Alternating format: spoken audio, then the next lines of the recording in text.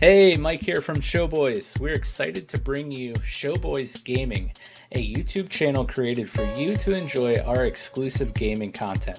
Anything from live streams to gaming videos will be found here. Go subscribe now so you don't miss out on any Showboys gaming content.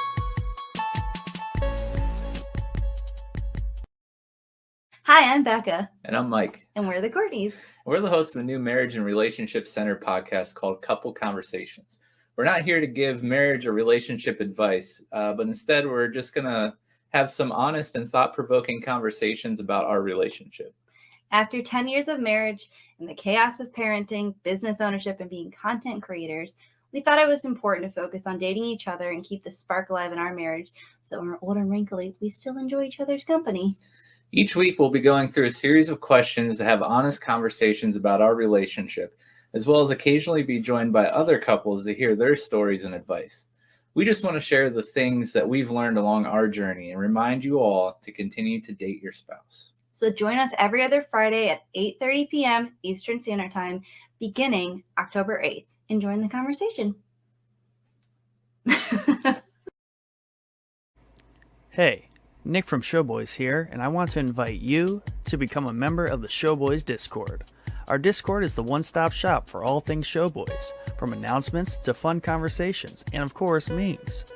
Come get to know the Showboys staff and our growing community of pop culture fanatics. We have something for just about anyone.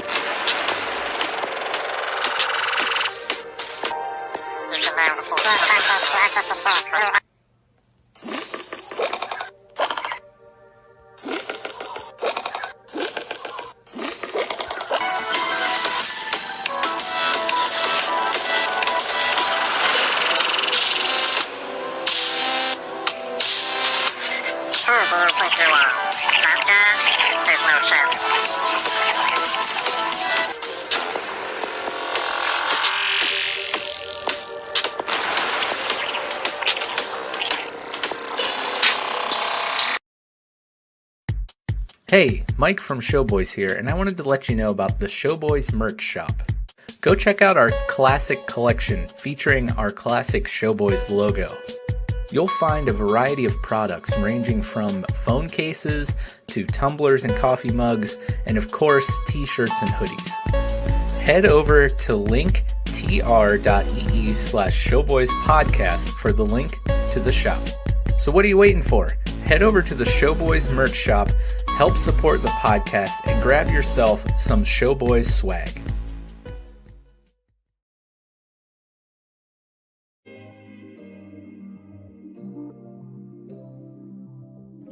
Hi, my name is Siv, and I'm a proud partner of the Showboys stream team. I'm what you call a variety streamer. What that means is I play a bunch of different styles of games, from platformers and shooters to fighters and survival horror. We rarely play the same games twice, and it's normally a game I don't know anything about. What this means for you is fresh and interesting content, live on the regular.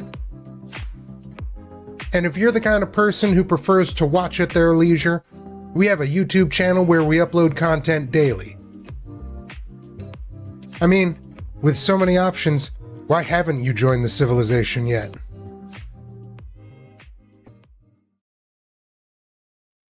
What's up, guys? Chad from Showboys. Just wanted to remind you that we have officially launched our Patreon. Head over to Patreon and check out the exclusive content offered for each tier. From the ability to recommend a topic for the show, exclusive Patreon-only episodes, the chance to appear on an episode as a guest, and much more. With tiers starting at only $1 a month, you can help support our growing community and help us continue to bring our amazing content directly to your lovely little ears.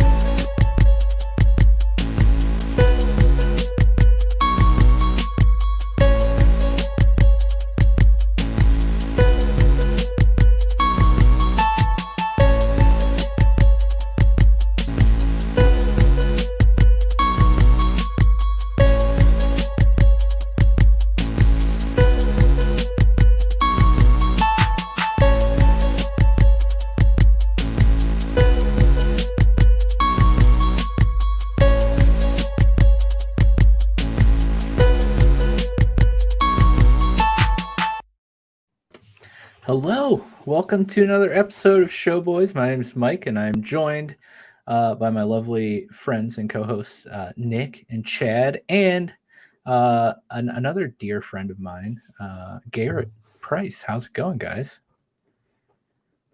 It's going good. Thanks for having me on, man. I'm really excited because we've talked about your show for a long time. We've talked about the podcast for a long time. Indeed. And I'm really excited to get to officially for the day be a showboy. Yeah. Happy to have you. For sure. Yeah. Yeah. I'm not going to lie. I'm a little nervous because we're in the presence of a professional podcaster. This man's job is podcasting. Like, he actually knows what the heck he's doing, and he's coming and being on our show. I don't know. I've got a lot of pressure. What a terrible mistake. Yeah, I don't know. Well, it's been fun, guys. We'll do this another time. Yeah, but Nick, Chad, how are you guys tonight?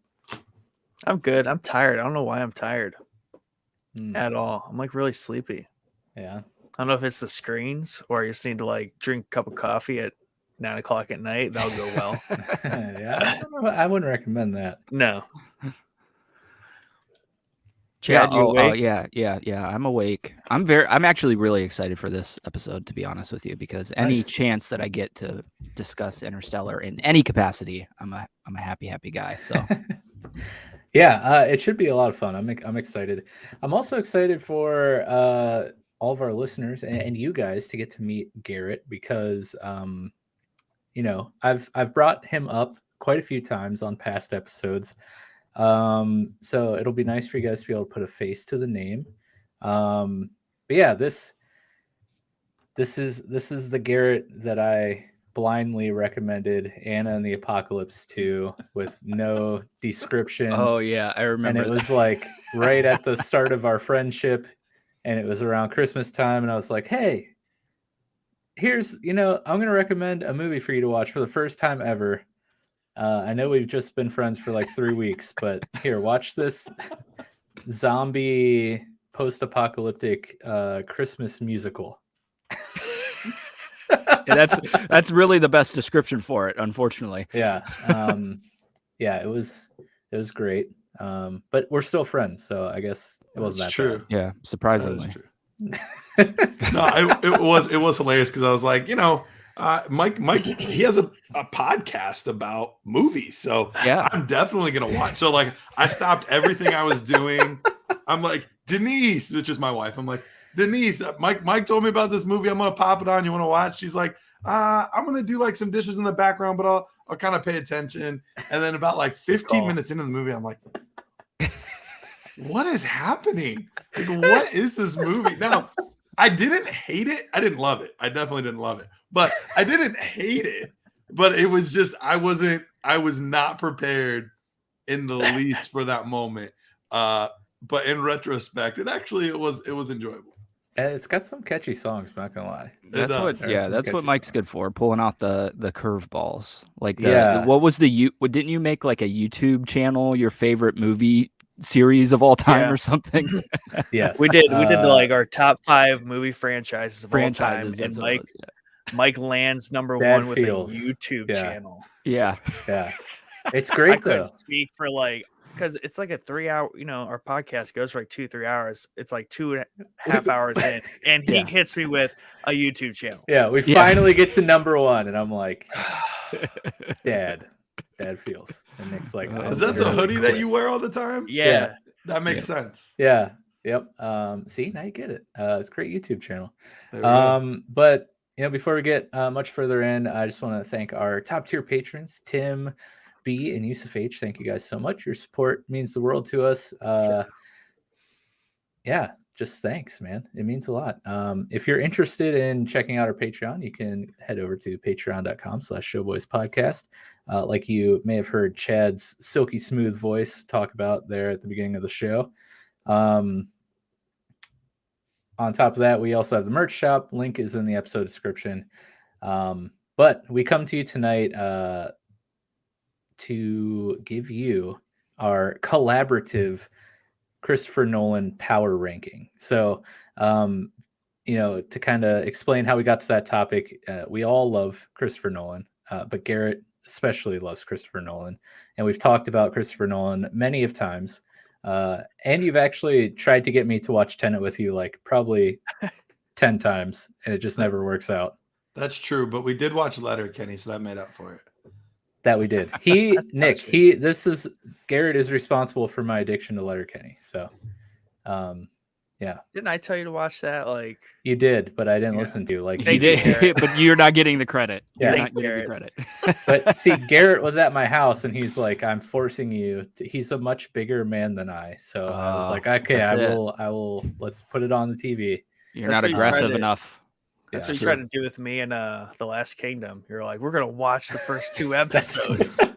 Yeah, just like duct taped you to my couch. But yeah, Garrett is a podcaster with the Dynasty Nerds, which is a big fantasy football podcast. So to fit that little niche of Garrett's job, I thought let's do a power ranking like they do for the footballs and other sports balls. And we'll just do a power ranking of Christopher Nolan's best films. So that's kind of how we got to the topic tonight. But yeah, why don't you tell us a little bit about Dynasty Nerds? I know we're all huge football fans. Everyone that listens to the show, I mean, they love sports so much. So yeah.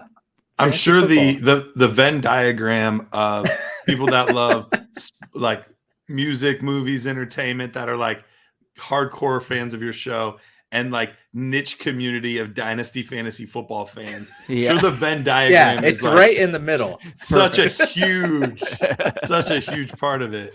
I am. I've been very fortunate.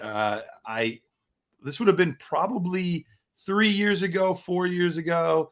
I was that super nerd that just like loved specifically fantasy football. I loved all kinds of football. I played football in college, and I'm a diehard Browns fan and all this stuff. But I really, really fell in love with fantasy football because I loved the aspect of like getting to build your team, and you have control and ownership over moves and trades and all of these things. And so, but I went to that next level.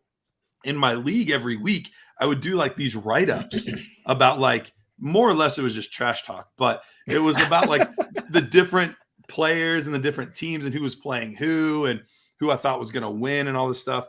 And my buddy comes up to me and he's like, Garrett, those write-ups you do, they're actually pretty decent. I was like, oh, thanks, man. I really appreciate that. And he's like, yeah, you should like do them for people that care. It's like a backhanded compliment. Thanks. Like... Thank you.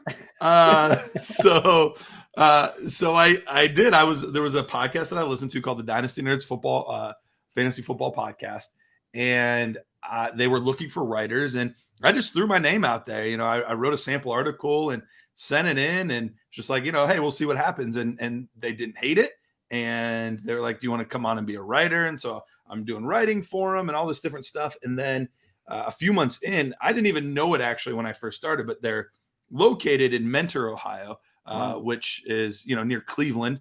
For those of us that are not familiar with Northeast Ohio, it's not super far from Cleveland, which was only about an hour and 15 minutes away from me. So they invited me to come up to do a guest spot on the pod one day. And I was like, yeah, that'd be awesome. So I went up, did a guest spot, and they're like, hey, you didn't suck. And then I just became a regular part of the show. And so I've been doing it, for a little over 3 years now. And it's been really, really cool. Way more people listen than I would have ever expected. Way more people care than I would have ever expected. And it's been an absolute blast. Yeah, I think when Nick heard that you did fantasy football, never mind. That was going to be a terrible joke. I just stopped myself. There's something in there with like Gandalf playing football, but we're just gonna. I'll just imagine.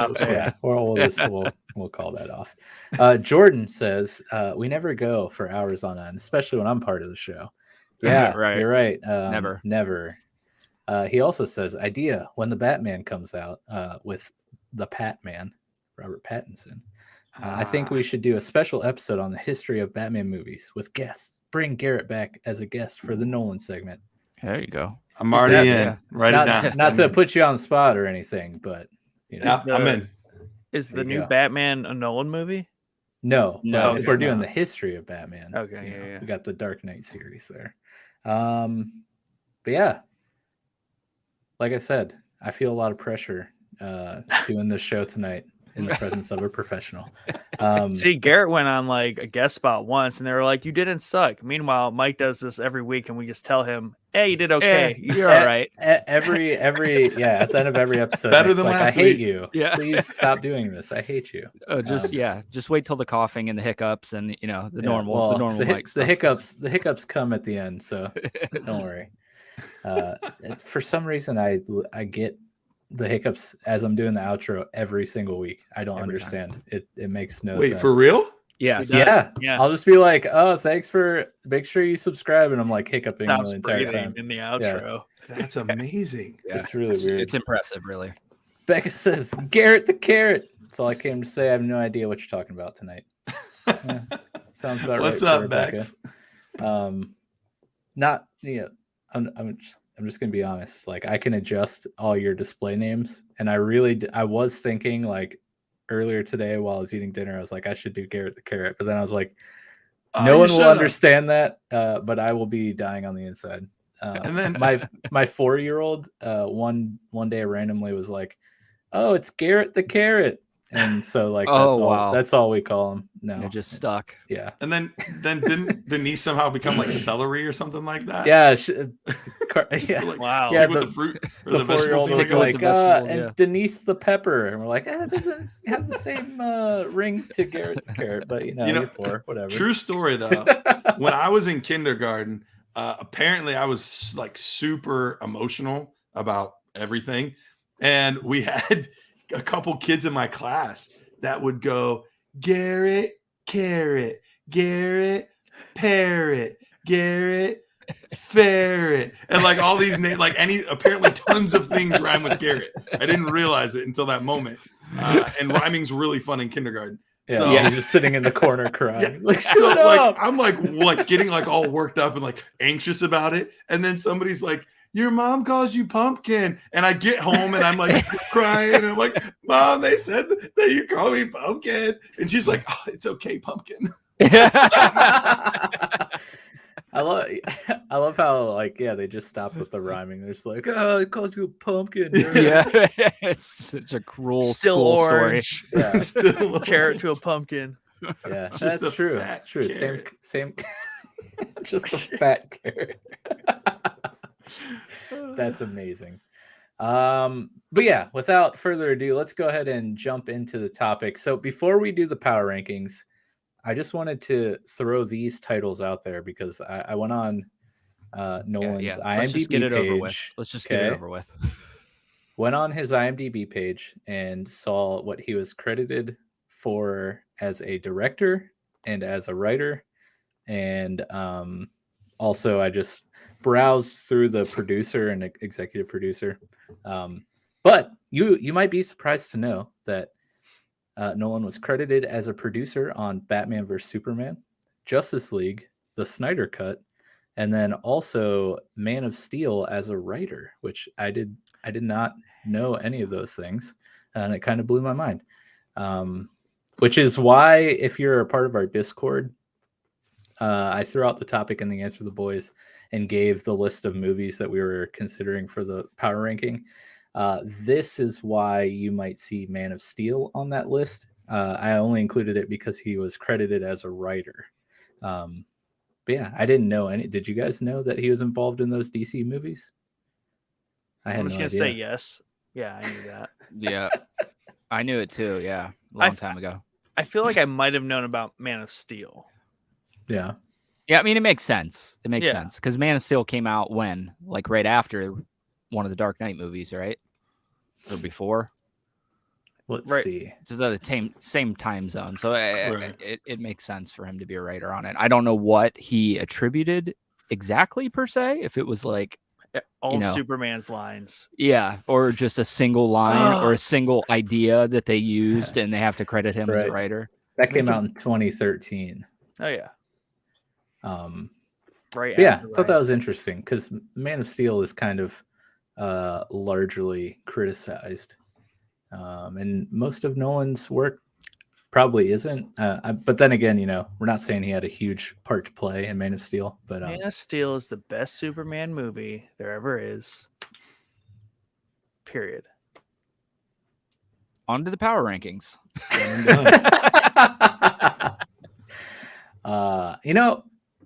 Yeah, we don't need to get too deep into Man of Steel. I liked it, but a lot of Superman fans hated it because it's like super emo Superman. What's the problem? They're Superman fans. He's like, yeah, the shining beacon of hope, right? And Snyder turned him into this big old emo alien, and he like killed half of Metropolis.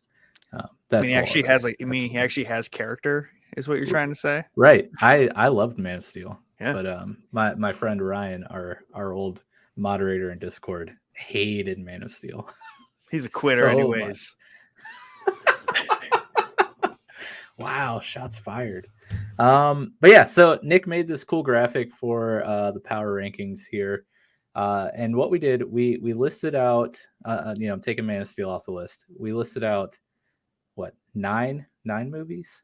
They are Tenet, Dunkirk, Interstellar, Dark Knight Rises, Inception, Dark Knight, The Prestige, Batman Begins, and Memento. I just realized I read them off way out of order on the on your graphic there. Yeah, you did. It's okay. Yeah, it's okay. You got your point across. Yeah. So what we're gonna do, we're gonna pick 5 of these movies, and we're gonna rank them, 1 through 5, 1 being the best. And it's just going to be like a collaborative discussion here. I'm sure there's going to be some arguing, some heated debates here. But I think this is going to be a lot of fun. And we also have some opinions in our Discord that we're going to read. And of course, the show's live. So as you've seen already, if people comment in, we'll throw it up on the screen. So if you have any points or arguments you want to make for any of these movies, or you think our rankings are absolutely off the wall, absurd, let us know, and we will throw it up on the screen. But yeah, maybe before we pick our first movie for number 5, Garrett was saying before the show started that he's now seen all 9 of these movies. Correct? That is correct. Yeah. And I really felt it in my soul when you said people get angry with these rankings, because as someone that puts out fantasy football rankings for a living, that's 90% of what I hear is how stupid I am for ranking this player among this player. So I look forward to the negative banter and energy because I fuel on that. So but yes, I have seen all of these movies. There was only one that I had not seen before today, and it was actually the first one. I had never seen Memento, and I had heard great things, and I love the way Christopher Nolan tells stories. It's very unique, usually in this like non-linear space of using concepts and ideas that are outside of things you see almost anywhere else. It's really, really fun the way he tells stories. So as soon as the movie started, I was like, oh yeah, this is clearly Christopher Nolan. I picked up on it real quick. So that was enjoyable. But yes, I have seen each and every one of these movies. Nice. I do want to. Yeah, so I have not seen Memento. That is the only one on this list that I have not seen. But I do want to A, propose something before we get started, and B, give a shout out to a movie that did not make the list, which is Insomnia, which I loved. I think it's probably one of his lowest rated movies, but I loved it because it's like a kind of Twin Peaksy murder mystery. I think it came out maybe right after Memento, but yeah, I just got to give a shout out to that to start. And then I would also like to say that maybe since we only have 5 movies here, you guys can make a decision, but I would like to propose that maybe only one of the Batman movies makes this list. So we pick the best of the Batman movie to make the It's list. a good idea. Batman. You can't do that. Yeah. We do all 3 Batman. No, I think that's a great idea. We can get more into that once I ask Nick how many of these movies he's seen. We'll revisit the Batman thing. Go ahead, Nick. Have you seen all these Oh, movies? it's my turn? Yeah. Okay. So I haven't seen Tenet. Ooh. I cannot finish Dunkirk. Ooh. So, and I think that's because I'm just getting like older and so far away from movies now. Dunkirk, I don't know why I can't finish it for it being a war movie. Usually I like those, but I always fall asleep. And Tenet, it came out in 2020. I haven't watched a movie since probably 2019. That's an exaggeration, but for the most part, like I cannot bring myself to watch movies like for the past year. It's really hard because I'm like, I gotta commit a whole 2+ hours to something. That's really rough. Yeah, Nick is a literal show boy. Like Yeah. he just Yeah. watches Yeah. shows. Just Only- TV yeah. shows. Yeah. Personally, I have not seen Memento, Dunkirk, The Prestige, and I started to watch Tenet last night and got like 40 minutes through, and the internet went out at my house Oh, for no. like 45 minutes. And when I started the movie, it was like 9 o'clock. So I was like, oh, there's no way I'm gonna be able to finish this movie tonight. It's not a short one either. Yeah, No, no, it's two, not, 2.5 hours. I was like, there's no way I'll be able to stay awake for this once the internet came back on. So I had full intentions of watching Tenet last night. But for some reason, of course, the only time my internet fully went out, I mean, it dips on the podcast and I get frozen making funny faces. Yeah. But yeah.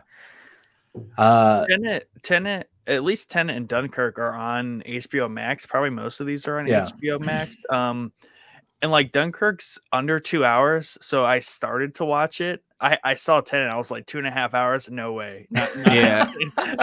That's gonna be like a Snyder cut. Like you gotta break that up. Break it over, up like, into a episodes. week. Yeah. Yeah. Right. Yeah, I saw Tenet in the theater. It was actually, I think it may be the only Nolan movie I've ever seen in the theater. And at the time, and I don't know if it's corrected because I don't think I've watched it since it's been like released on HBO. But in the movie, dude, I could not hear anything they were saying.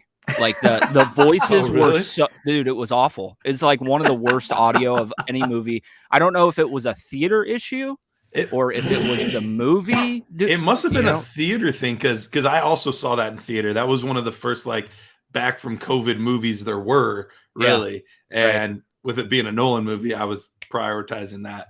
And I didn't have any issues with it. So maybe your theater just really screwed you over, man.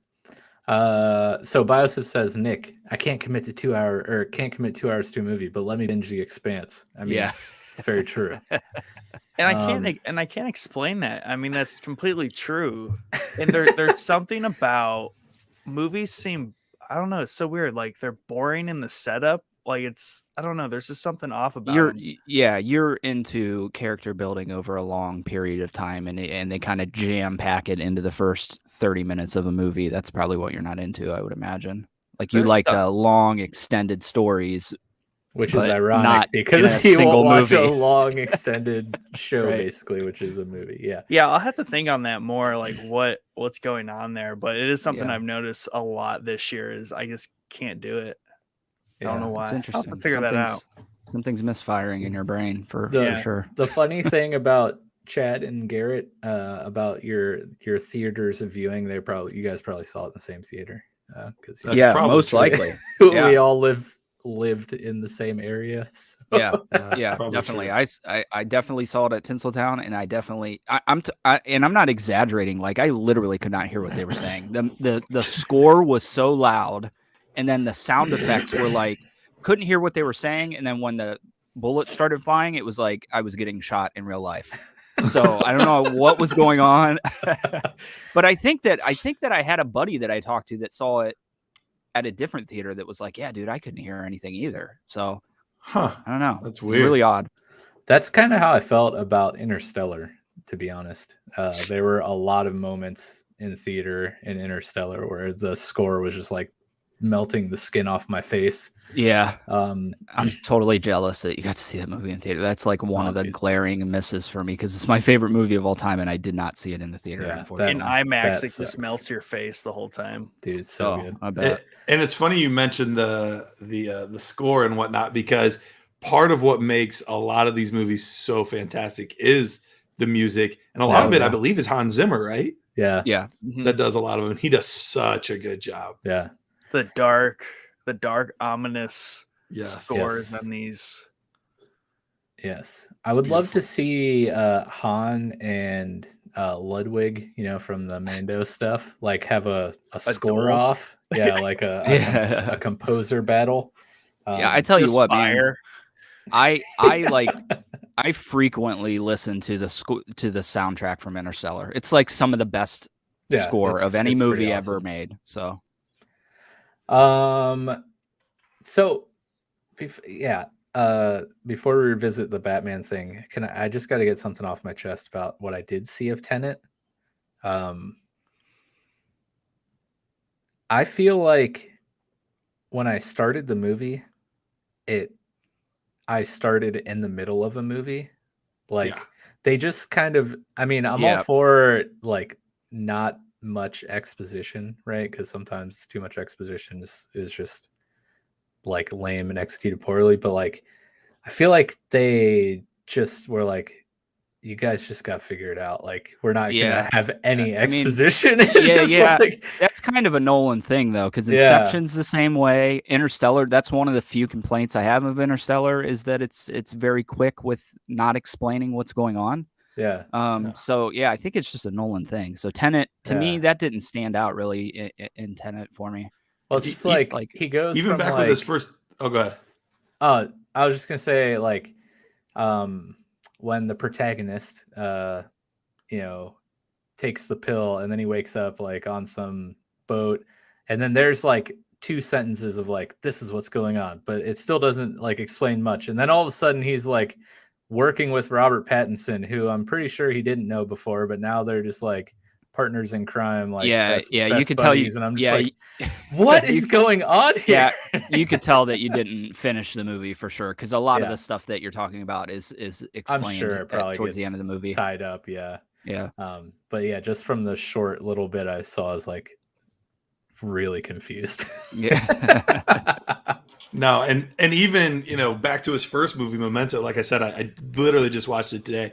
It was the exact same way of you're just dropped in the middle of the story, and it's either sink or swim. Like, you either figure it out or you're massively confused and hate it, like my wife does most Christopher Nolan movies. Because I watch them all by myself. The same way. Every single one of these movies, outside of the Dark Knight Rises movies, or Dark Knight movies rather, you have to watch multiple times. It's just a fact. Like, to get the full experience, I still pick up things in Interstellar. I've seen it 30 times. I still pick up things that I didn't pick up the first 30 times. So, nice. And Memento is weird because it came out in 2000 before he was really a thing. So you watch, like, when that comes out all those years ago, and I didn't watch that movie until late into the 2000s. It's just like, what am I watching? And like, I'm trying to figure it out. I'm like, I'm going to figure this out. And meanwhile, everyone else watching is like, I have no clue what's happening right now. It's cool that he has a style, though, and he literally sticks to it for every one of his movies. He does. So another thing that popped into my head that I wish I would have been able to research before 10 minutes ago. Did you guys know that like several years ago there was a fantasy movie league app where you could like basically pick movies, like a certain number of movies that you think would do good in the box office, and then depending on how much money they made at the box office, you get points, just like in fantasy football. And it was That's crazy. I did it for like, I don't know, 2 days, and the app sucked and it like went nowhere. But I just wanted to throw that out there. That's a cool like concept. Ties into Garrett and this. But I was like trying to Google fantasy movie league, and as you would imagine, Googling fantasy movie, all you get is like fantasy movies. Yeah. So I can't find the Lord name of the of Rings, app there you or go. whatever it is. But Yeah, did you hear of that, Garrett? Yeah, Matthew Barry, he's kind of given a lot of credit for popularizing fantasy sports. He developed his own website called I think it was Mr. Roto, I believe. And that really got popular. And then ESPN bought the website and him basically, and he became their fantasy sports czar. And still to this day, like he was in, I don't know if you guys ever saw, this would have been another good topic to cross over. There was a TV show called The League a little while back. Yeah. And he was actually in the show at one point. Oh, wow. As you know, they were like, oh my gosh, Matthew Barry's the most beautiful girl in this bar. And then he's done so well that he is actually in the Avengers Endgame. He's one of the security guards with Iron Man. He's like one of the security guards there, and he has like one role. He's like, put down the case, and so he brings it up all the time that he's like a movie star now too. Nice. But yeah, so he was the one that kind of was given a lot of credit for popularizing fantasy sports, and he had a hand in developing that movie app as well. Nice. I'm so glad that you know what I'm talking about, because a lot of times no one knows what I'm talking about. That's valid. Yeah. It's probably because I talk about nonsensical things, but thank you for saving me there. There's also an amazing League of Legends fantasy scene, and everyone knows how much I love League of Legends, and I've participated in quite a few League of Legends fantasy leagues. There's like a fantasy league for everything, which is pretty great. It's true. But yeah, back to the Batman point. I'm totally cool with only picking one Batman movie to be on the list, because that's more than half if all three make the list. I think I speak for all of us, but I could be wrong. Let me know if I'm wrong. But I just think we can automatically cross off Batman Begins. Agreed. Wow. Yes, I agree. Okay. Yeah, out of the Batman trilogy, that one by far is the weakest. However, out of the three, it's the one that's the most comic book like. Yes, and I think it compared to every other Batman movie ever made, it's superior in every fashion. So it's just missing the list for me as far as the top, because the other two are so strong. But it's very, very good. I love Scarecrow in that movie. I think it's a great way to play Scarecrow. So, don't take that as we hate the movie for sure, because I just say I it was find before its time. That's all. Yeah. The one thing that I really appreciate about Nolan's Batman movies is how grounded they are, and I think of all of the Nolan, or of all the superheroes, like, I think Nolan could really only do justice to the more human and grounded characters like Batman. Yeah, maybe right? like a Tony Stark Iron Man. I think I would love to see him do a Spider-Man movie. And I think the Amazing Spider-Man movies were trying to mimic the Dark Knight trilogy. Yeah. Because it just feels that way. But man, I would do pretty much anything to get him to do Spider-Man movies. I don't know if he could do like a fantastical, unrealistic take on something. Right. But that's also like my beef with his Batman movies, because even though Bruce Wayne is a very human character with no like actual superpowers, a lot of his villains are like absurd comic characters, like Clayface or Killer Croc, and some of the coolest Batman villains are not grounded at all. And honestly, Bane is not a very grounded comic character. I mean, I don't know if any of you are familiar with Bane in the comics, but he's just like some massively roided out, like, well, I guess it could kind of be grounded, but he's definitely not like a domestic terrorist. He's like this huge, massive human roided out on like some crazy steroid thing that also keeps him alive. But yeah, the grounded take on Batman was executed really well. I could see people's gripes with the lack of comic-iness in those. Right. Yeah. I mean, I get that point, but he is one of the most grounded superheroes by a long shot. For sure. And so are all his all his villains are outside of Killer Croc and those ones, but they're all just psychopaths, you know? Yeah. It's Well, not, that's the thing. The non outlandish villains of Batman are very, very good in a grounded sense. Like the Joker, perfect villain to have in a realistic Batman world. Yeah, he's just a maniac. Yeah. Mm-hmm. So I think he did great with the villains. Gotham City, I know people had complaints with his take on Gotham City. I thought it was like again a more grounded version of it. He tried to go a little ungrounded in Batman Begins. Mm-hmm. There's some like CGI buildings and stuff in that movie that aren't in the other two. It's like a retro. It's like a weird like old future, kind of like a retro alternative kind of history kind of thing. It was interesting. I liked it, but that was one of those situations where that completely changed into the next two movies, kind of like a Harry Potter thing, where like the entire campus and everything shifts in episode 3. Yeah. Same thing with that, where it was just all of a sudden New York, more or less. Right. Exactly. Yeah. Yeah. Definitely. Yeah. I'm curious to see how the fan base takes the Batman, because I think they're doing like the comic Gotham. It looks like it almost looks like Arkham Knight Gotham, to be honest with you. Like they have the diner scene with the Riddler in the trailer. It looks like the diner from Arkham Knight. So we'll see. You know, it's a big shift from the last Batman movies we got by the looks of it, but it looks like it's going to be really good for sure. All right, let's get cracking on the list here. How do you guys want to approach this?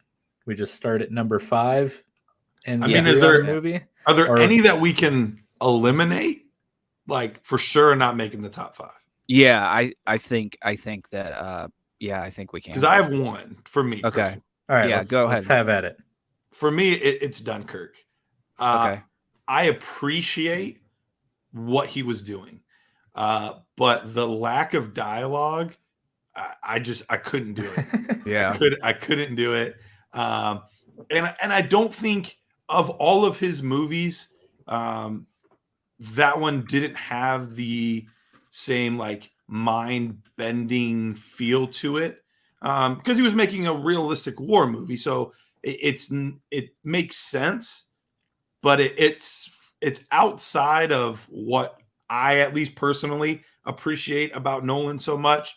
So for me, that's the easy one to say wouldn't make my top 5 personally. Yeah, I think I would probably agree with you. I do like Dunkirk. I think they did a good job of making a war movie out of a evacuation, which wouldn't be the most cinematic thing to do. I like the way that he does in all his movies, he plays with time. So he had 3 storylines all going simultaneously, and he was messing with the time during it. But I would agree with you 100%. I don't think it makes a top 5 list as far as this. And that's kind of why I'm a little salty that he's doing an Oppenheimer movie next, because it's just not what I want from Nolan per se, you know? Yeah, I'm cool with it. It's one of the ones I haven't seen, but out of the other ones that are on this list, just like cast wise, story wise, I think, Batman Begins and Dunkirk are kind of the outliers of what to normally expect from Christopher Nolan. So I'm cool with that. Nick can't even, make it through the movie without falling asleep. So valid. And that's the thing. Like, I think the problem is it's a war movie and it's a Christopher Nolan war movie. Like, like just getting to separate those concepts, at least for that movie. Maybe Oppenheimer will be different because that might not be necessarily a war movie, even though it's during the war, but it's about the guy who invented the nuclear bomb. So I could see a little bit more forgiveness. Yeah, not like a Dunkirk situation where there's not a lot of dialogue. Right. It's an evacuation. Like, it was a tough thing, but like it won like Oscars and it was popular. Yeah, that's true. It's true. It's just that, not like I said, not what I want out of Christopher Nolan. And when we get into the list, I think you'll see what movies he makes really good and and what obviously didn't even make the list so far. So all right, so we are down to 7. Yeah, we are down to 7. Right. I would like to put closer. I would like to put Memento up for denomination. Ooh. It's just, you guys can argue it amongst yourself. For me, it's not even gonna make the list personally. So again, we're in the territory of movies of his that I have not seen. So I will let Nick and Garrett try to either prove the point that it should make the list or why they agree with you for it not making the list. Let's start with Garrett, our honored guest. So I'm torn on this one, partly because we know one of the Dark Knight movies aren't making it. So that would automatically give us our top 5 then at that point. That's a good point, yeah. Top 5, we got to order them at least. We do have to order them. Should we do this first before we get into? Let's get rid of the Batman. Memento. Okay, yeah. Let's eliminate fair. A Batman movie, and then because I don't know, maybe that'll let Memento squeeze up. I don't know. It might. I mean, I have another recommendation off the list if Memento is not going to be the one. All right, it's pretty obvious what it's going to be, but let's do the Batman movies. All right, I think we have to keep both those Batmans in the mix. This is going to be a great conversation because they're both great movies. But before we do that, BioCiv threw this comment up a while ago, and I haven't put it up yet. He says, speaking of Matthew Perry, he made a show called Mr. Sunshine where he was a sportscaster. It only ran 1 season, but was good. We were talking about Matthew Berry with a B as in boy, but yes, close. Different Matthew. But I kind of want to see the show now. Yes. Matthew Perry is an awesome dude. So yeah, thank you for that, sir. All right, Dark Knight and Dark Knight Rises. Wow. So I loved the Dark Knight Rises, but it's going to be hard to overthrow Heath Ledger and the Joker. I mean, that is the most iconic character in film in superhero movies. Maybe even, villains across the board, like in any type of movie. Yeah. That movie was, I can't think of words to describe how much this movie meant to the genre before superheroes were really a thing. I mean, Iron Man came out shortly after this, but The Dark Knight changed the landscape. It was such an amazing take on Batman, and the Joker was phenomenal. Like, Tom Hardy is one of my favorite actors. I thought Bane was a really cool character, and the terrorist take on him as a villain in Dark Knight Rises was really, really cool. But for me, The Dark Knight gets my vote for the movie we are going to keep on our list. Okay, Nick, let's go to Nick. Let's go down the list here. Let's go. What say you, Nick? Oh man, because you want to keep them both, so this should be good. Seeing him work this out live. Yeah. Because I mean, also given the years, right? Those are 2 very staple Christopher Nolan movies in the middle of his career, and also arguably not the peak, but he was hitting stride there. Obviously, 2008, Dark Knight, huge movie. 2012, Interstellar shows up right after there. I don't know. It's just those 2 are so tightly wound together. I often think of them as one movie in a sense, because they kind of reform that trilogy, whereas Batman Begins is the outlier even within that trilogy, setting all of that. But as far as cultural impact, landscape of just that genre, making movies, everyone FOMOing into doing all that, I would have to keep The Dark Knight overall, I would say. 2 votes for The Dark Knight staying. All right, Chad, what do you got? Yeah, so this one's fairly easy for me. I appreciate The Dark Knight Rises. I love it. I think Bane is great in it. I love his voice in it. It's just really creepy, It doesn't matter. It's just love Darth Vader and Sean Connery. Yeah. It's a good way. One person. So I really enjoy The Dark Knight Rises, but Batman, when Batman Begins came out, it showed that you could actually make a good superhero movie. And then The Dark Knight showed that you could actually make a really great superhero movie. So for me, it's 100% Dark Knight without question. No. All right, that leaves you, Garrett. I mean, I think it's pretty much decided, but yeah, I don't think I think. can switch anything at this point. And I honestly would be fine with either one. I wasn't going to like passionately argue one side over the other. My personal favorite, I actually liked The Dark Knight Rises slightly better than The Dark Knight. And I think Christopher Nolan's writing was better in The Dark Knight Rises.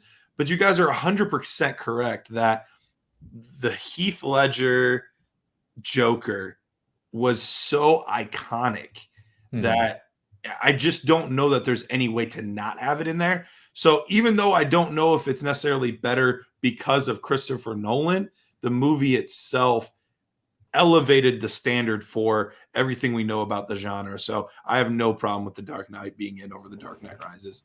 Okay. All right. I mean, doesn't it open with the school bus scene in the bank? Yeah. Like that opener, which is fantastic. Yeah, especially coming off of like Batman Begins, like just completely switched it up, hits you with just an iconic scene, and then it doesn't stop from there. And I don't think anyone really none of that movie doesn't set in until like it's over and you think about it and go back and watch it again. Well, I think go ahead, Chad. I've heard people argue that, and it's a ridiculous argument, but I've heard people argue that people like Dark Knight more than Dark Knight Rises because Heath Ledger died. That's like his last role. I'm like, here, dude, it has nothing to do with it. He played the Joker to perfection, 100%, like without question. So anytime I hear somebody say that, I'm like, dude, you sound stupid. It doesn't even make sense. That's kind of like this. If someone were to try to make the argument, oh yeah, you just picking that movie because that movie was part of a movie theater shooting that happened on the premiere night. Right. Yeah. Nick really took that to like the next level there. That escalated quickly. I remember walking out of the theater, and oddly enough, there news. was a shooting in this, for The Dark Knight in Aurora, Colorado. So, wow. Now I do want to give a little bit of credit to Joaquin Phoenix, though. He did a great job with his portrayal. Oh, yeah.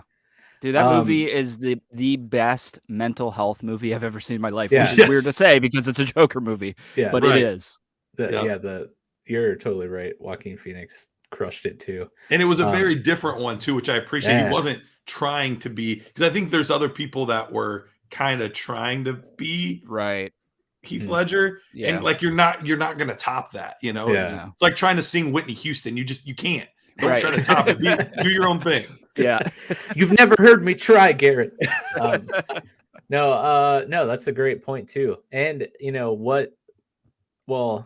okay, so that brings up a whole other can of worms. Like, one is Joaquin Phoenix's performance as the Joker overshadowed by, us being like, I know the Joker has appeared in many, many movies before The Dark Knight, but, at least for our generation, Heath Ledger is, the Joker in the cinematic universe.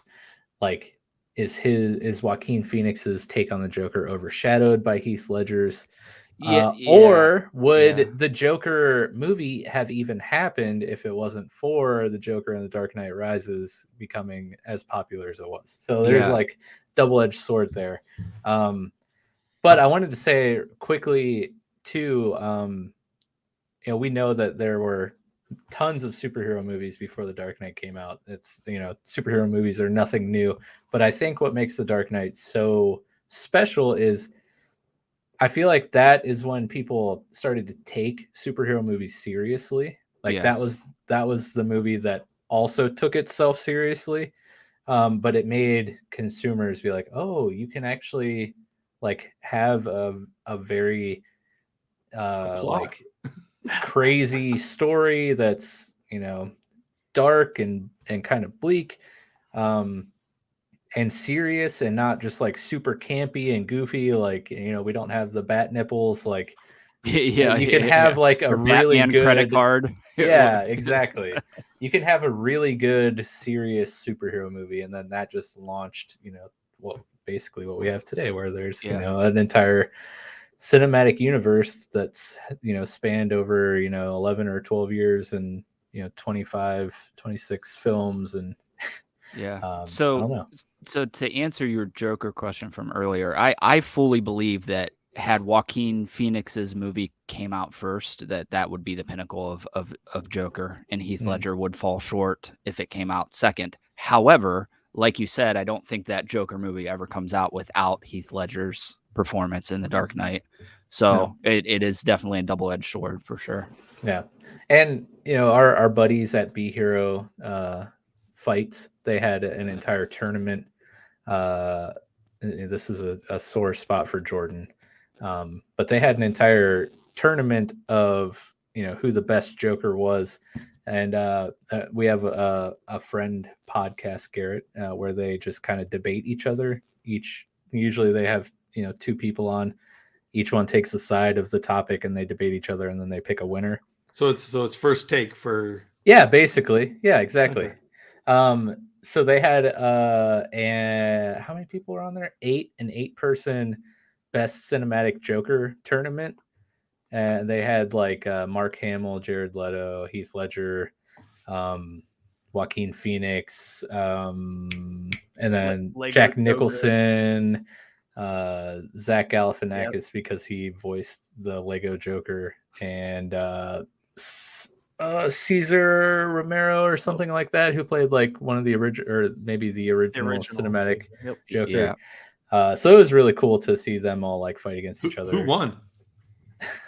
That's the touchy part. The Jack Nicholson Joker won, but He was good, but he's good, but I don't know about that. It's a hot button issue with many of our podcasting circle friends. Well, I think it's probably whoever was arguing, because I have a buddy I work with that if he told you the sky was green, he would make you believe it by the time he was done arguing it. You know what I mean? Even though if you're looking at it like, no, dude, it's blue. He would have you believing it. That's the funny thing. Jordan, who he's like our fourth wheel on the show, Garret. He was in the debate on our behalf, and he had Jared Leto, and he made it to the finals. Oh, wow.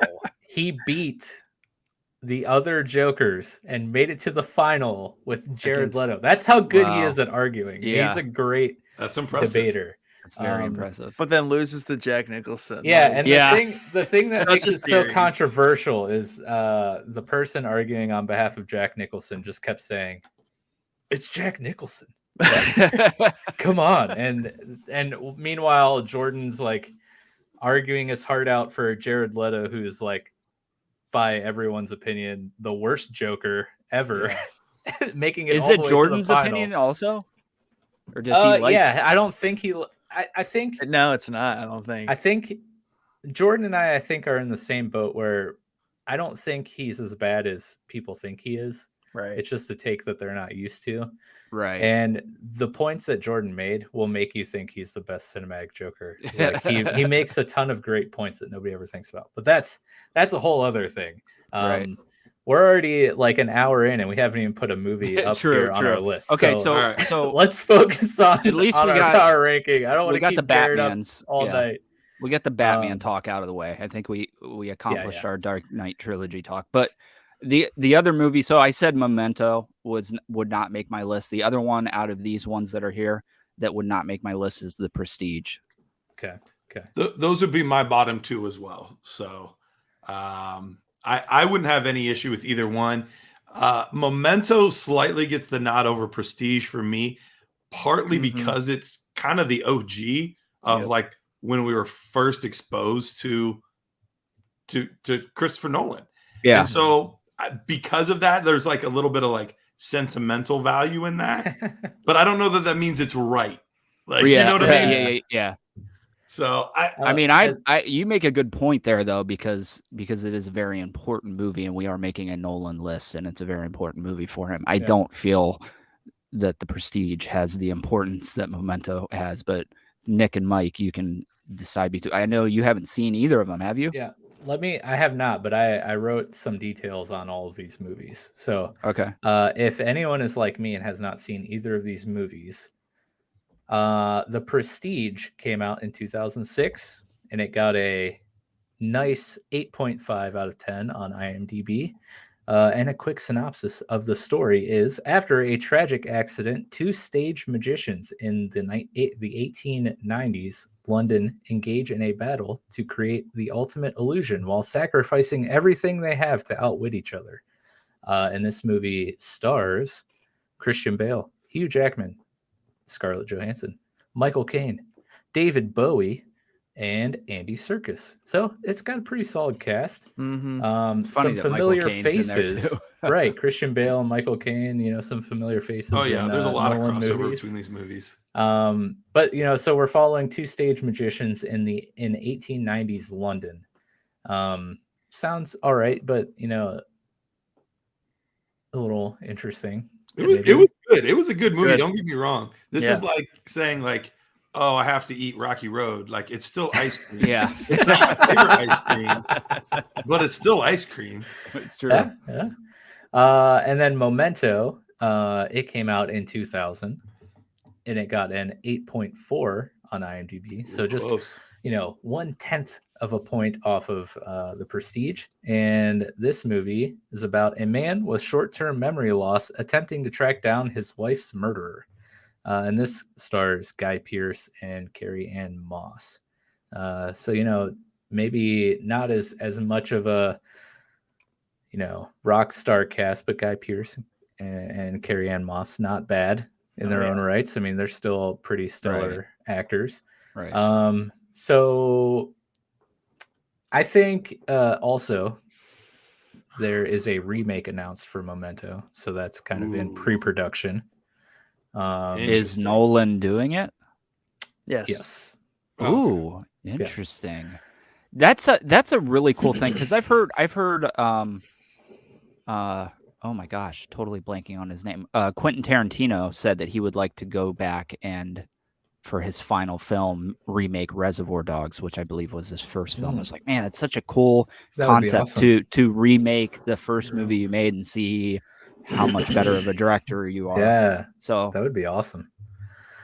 So for me, just going off of, I don't know. It's hard because I feel like the story of Memento sounds more intriguing to me than the story of The Prestige. But The Prestige has such a stellar cast. They're both rated about the same.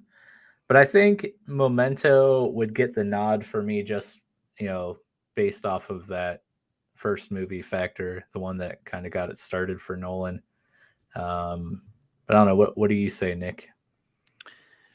So is this for the number 5 and honorable mention spot? Yeah, it could be. I think The Dark Knight Rises should be the honorable mention. I would agree with that also. So yeah. Okay, that's what Dark I was Knight thinking Rises. too.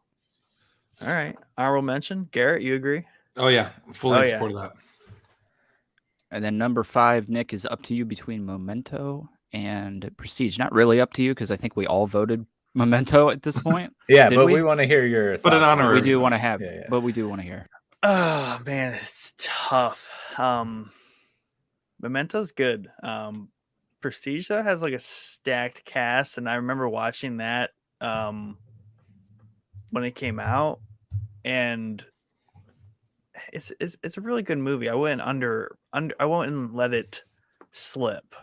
Even if the topic is a little weird, you have to remember it is a Christopher Nolan movie. Yeah. So and there's been some I shouldn't say some. There the Now You See Me, I believe is what they're called. Mm-hmm. That's a great movie about magicians.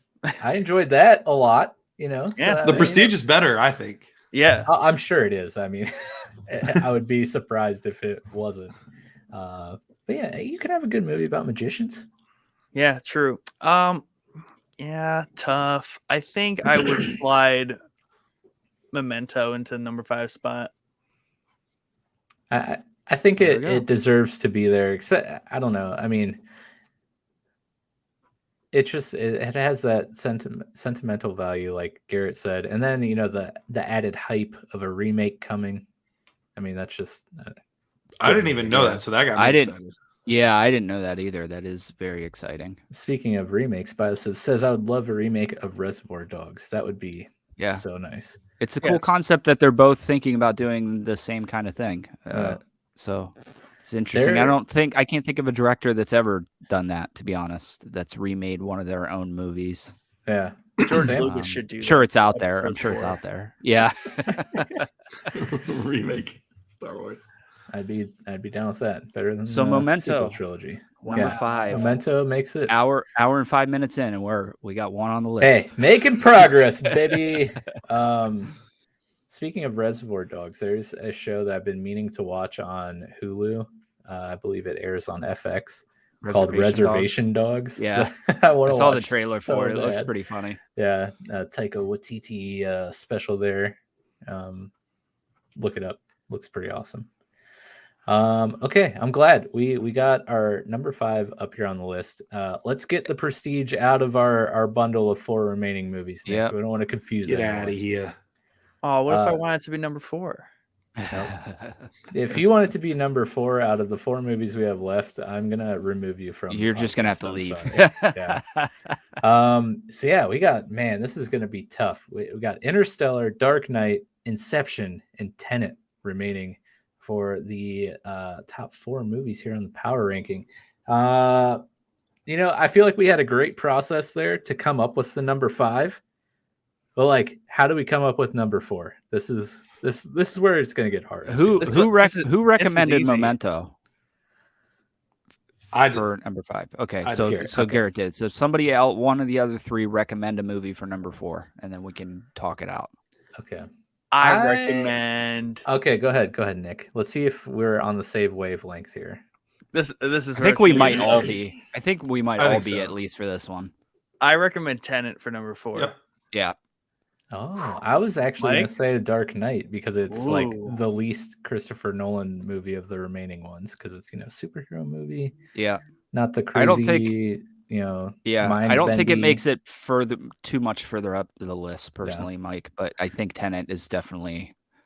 I'm okay with Tenet being number 4. Yeah. I really enjoyed Tenet. Go ahead. When it first came out.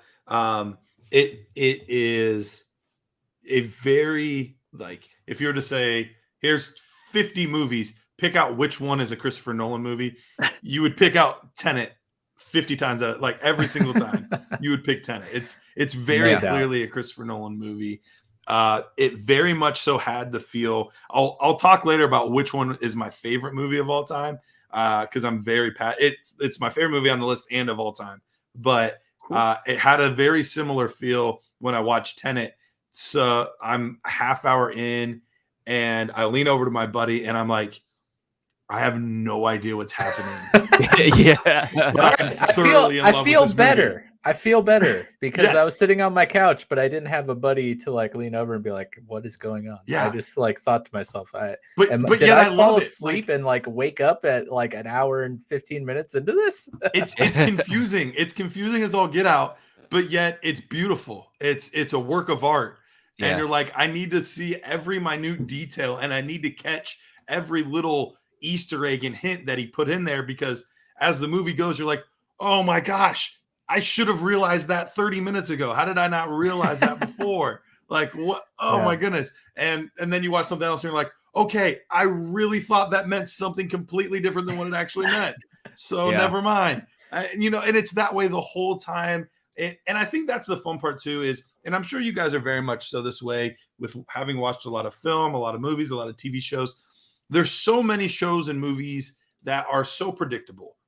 As you're watching, you're like, this is going to happen. This is going to happen. This is the ending, blah, blah, blah.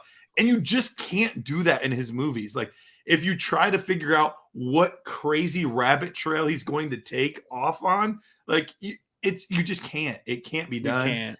So, and I think that's what's fun is I'm truly left guessing and I'm left like a little kid just trying to figure out what's going on and just happy when it happens. So, man, you might need to fight for it to be number 3 or 2. I don't think you should let it slide into 4.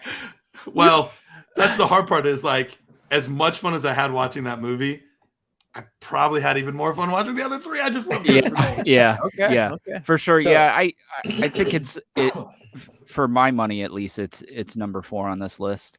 But it's Christopher Nolan. It's a spy thriller about crazy future tech stuff going on. The action sequences in this movie are amazing, especially the like elevator or like hallway fight scene where they're fighting backwards. The end scene where they're fighting. It's just wow. It's great, Spoiler dude. alert. No, I'm just kidding. Yeah, well, that's your fault, not ours. It's Spectrum's fault. You could tell us the whole movie probably, and we still wouldn't get it. That's true. Exactly. That's it's like true. the other When we ones on watch the it. list. Yeah. Yes. So oddly enough, out of all the movies, even the ones we voted off, IMDb rated this the lowest at a measly 7.4. Oh my god. So I mean, it's still Modern a pretty critics. good rating. It's but, irrelevant to me, to be honest. Those lists, because a lot of them I like completely disagree with every time I read them. So I think that might be. And if you look at the box office on this movie is not that great. That's kind of unfair. And I think I think it coming was out during because of the COVID. release date. Yeah, Yeah. it's just the time that it came out. I believe didn't they probably pushed this back a little bit. They too, pushed it back a like couple times everything. because Yeah. Nolan refused to not release it in theaters, and I think that was a right move. And I'm not on board with every movie has to release in theaters, but I think his movies do, and I think he was smart to push it and release it in theaters. And unfortunately, he probably didn't push it far enough because this landed like in the middle of COVID. It came out in theaters. You know, once everything opened back up, it was like maybe the first or second week back. But that doesn't mean that it's not a good movie. I think it's a great movie. It's Denzel Washington's son. Right. Yeah, I was about to say John David Washington. Great Nicholson. actor. It's that was a Jack Nicholson. Yeah. But also I feel like we've talked about this a couple times on the podcast. Robert Pattinson kind of doesn't get the respect he deserves. No, he really I doesn't. love him as an actor. He's very versatile. I just feel like being in Twilight just kind of like ruined his reputation amongst non-tweens. Yeah, for sure. But his character, from what I saw in the short 30-40 minutes movie, yeah, I really liked him. And you guys were talking about action sequences. Of course, I didn't watch the whole thing, but I loved the one where they go talk to the first like suspected dealer of the tech or whatever, and they like slingshot the grappling hooks up and they're like running up the side of the building. Super cool. That was really cool looking. I love Pattinson in this movie because he's just got that like dull, like you can tell he's just like a super spy that doesn't really care about anything. He's like talking about when they're talking about the plane sequence, which you guys didn't see. He's like, "You want to crash it?" He's like, "In the sky. Don't be so dramatic." Right. Yeah, that part was hilarious. Yeah, and then he's like, "What are you gonna do about the crew?" He's like, "Well, just throw them off." And he's like, "Okay, maybe a little dramatic, Yeah. Yeah, I'm cool with this being number 4. Just based off of I haven't seen the whole thing, so there's that. But it kind of fits in with the IMDb rating. And yeah, I feel like the remaining 3 are so strong that it's going to be. Yeah. I'm dreading the remainder of our show trying to figure out these top 3. Yeah, I to be honest with you, I'm dreading number 1 and number 2 because I think for me, I already know what number 3 is. Like, and I think you kind of already hinted at it a little bit, but you guys got to be Dark Knight, right? I think it has to be Dark Knight. See, I was surprised that you guys put Tenet at number 4. I really thought that Dark Knight would come in at number 4 because, like I said, it's the least Christopher Nolan out of all of these movies, with it being a superhero. But yeah, it's the Dark Knight. I mean, yeah, it's so good. It broke man. I mean, this one, all right. This one, out of all the IMDb ratings on all of the movies on the list, this is the highest rated at 9. Yeah, that's absurd. I mean, slamming, and the cast is phenomenal. I mean, everyone knows because everyone's seen it. But Christian Bale, Heath Ledger, Aaron Eckhart as Two-Face, Michael Caine, Maggie Gyllenhaal, Gary Oldman, Morgan Freeman, and then Nick's favorite, Cillian Murphy. I mean, come on, my boy. It's just a slammer, but I don't think we need to really go too much in depth on The Dark Knight, because we What did for is like The Dark probably Knight? 30 minutes already. Right. Yeah, I have Yeah. I have no qualms with it taking over Tenet. I personally, it probably would make number 4 for me personally, but I know that it probably in this panel that it wouldn't make number 4. So, yeah, I think 100% for my money, it's got to be number 3. Does anybody disagree with that? Full agreement. Full Okay. agreement. All right, so now the hard part. Yeah, Deciding between, two. it might be two really of easy. the- Maybe it's really easy. I I have a based on feeling what you that said it's earlier, not. I don't think it's gonna. Yeah, Yeah, I don't know. I mean, A breeze. these movies, when you think like mind bender, trippy, like turn your brain into a pretzel, like leave you walking out of the theater, scratching your head, jumping on Reddit, trying to find like, breakdown. These are right at the top of the list. Interstellar and Inception. These are definitely 2 movies you're going to need to watch like 3 or 4 or 5 or 20 times to really fully grasp everything that's going on. And I mean, man, amazing concepts. Of course, Interstellar, you got space and time travel and all that crazy stuff. But the whole plot of Inception, of like corporate espionage going into people's dreams and planting ideas to like, I mean, what? Inception is like it's the kind of like pop culture OG like mind bender, I think, if I remember correctly, because I'm Yeah, sure for like sure. obviously Memento and like a lot of these his own movies existed before it and many other movies, but like Inception just feels like the cultural impact one, where it's like people make movies like this. Half the population was like, one, why does this movie exist? It makes no sense. It's super stupid. Yeah. Everyone else, other half of the population is like, that was Yeah. amazing.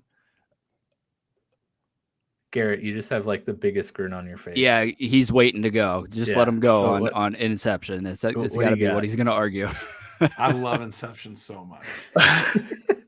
I feel like this is the movie you were talking about. The movie This is that absolutely the you movie had. I was talking about Yeah. earlier. And I remember sitting in the movie theater, and this was before I really even knew who Christopher Nolan was. Like, I had seen The Prestige, but I didn't know. Like, I didn't know who that was.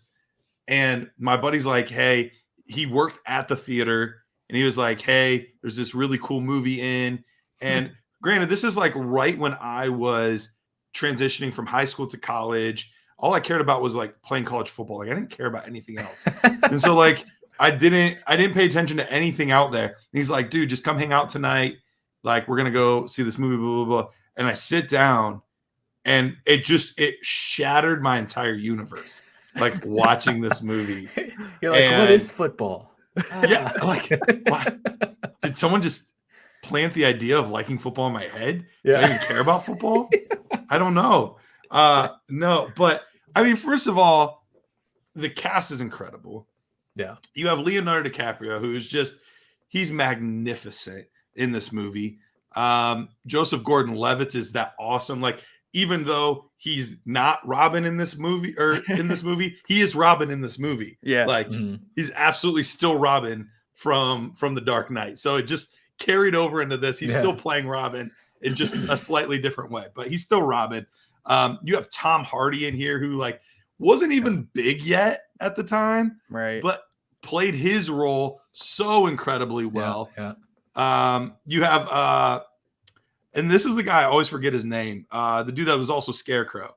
Cillian Murphy. Yes, That's, he's the that's guy Nick's- seeing everything, Nick's and I'm like, oh, favorite he's actor. so good, and I never noticed that. Yeah, that's the dude from Friday Night Lights for me, the coach. Oh yeah. I forget his name too. See? Nobody remembers knows his name. It's like Chris Chandler or something like that. Kyle Chandler. Kyle Kyle Chandler. Chandler, That's that's right. it. See, it. I always only get half of his name right.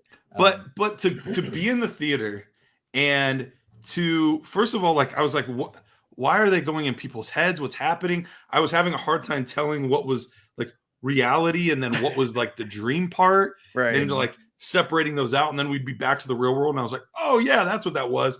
And then they're just like folding cities on top of each other, and like, oh my gosh. And the guy Bios, if he just mentioned in the comments, the fight scene in the hotel where they don't have any gravity and they're just on the walls and it's flipping, like, oh my goodness.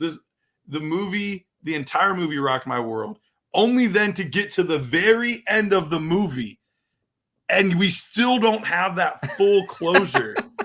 Spoiler, if you've not seen it, sorry. Sucks to suck. Yeah. Like it came out in 2010. Yeah, it's 11 years You've had old. time. But the top is spinning, and then it like looks like it might topple over, but we don't know, and it cuts. But even on top of that, like there's this whole rabbit hole of like, that shouldn't have even been his totem to begin with. That was Maul's totem. He wasn't even supposed to touch her totem. So that shouldn't have any bearing on it to begin with. But yet that rocked the whole movie. And so good. All right. So we know what movie Garrett wants to be number one. Yeah. Yes, clearly. I completely forgot Definitely about Interstellar. that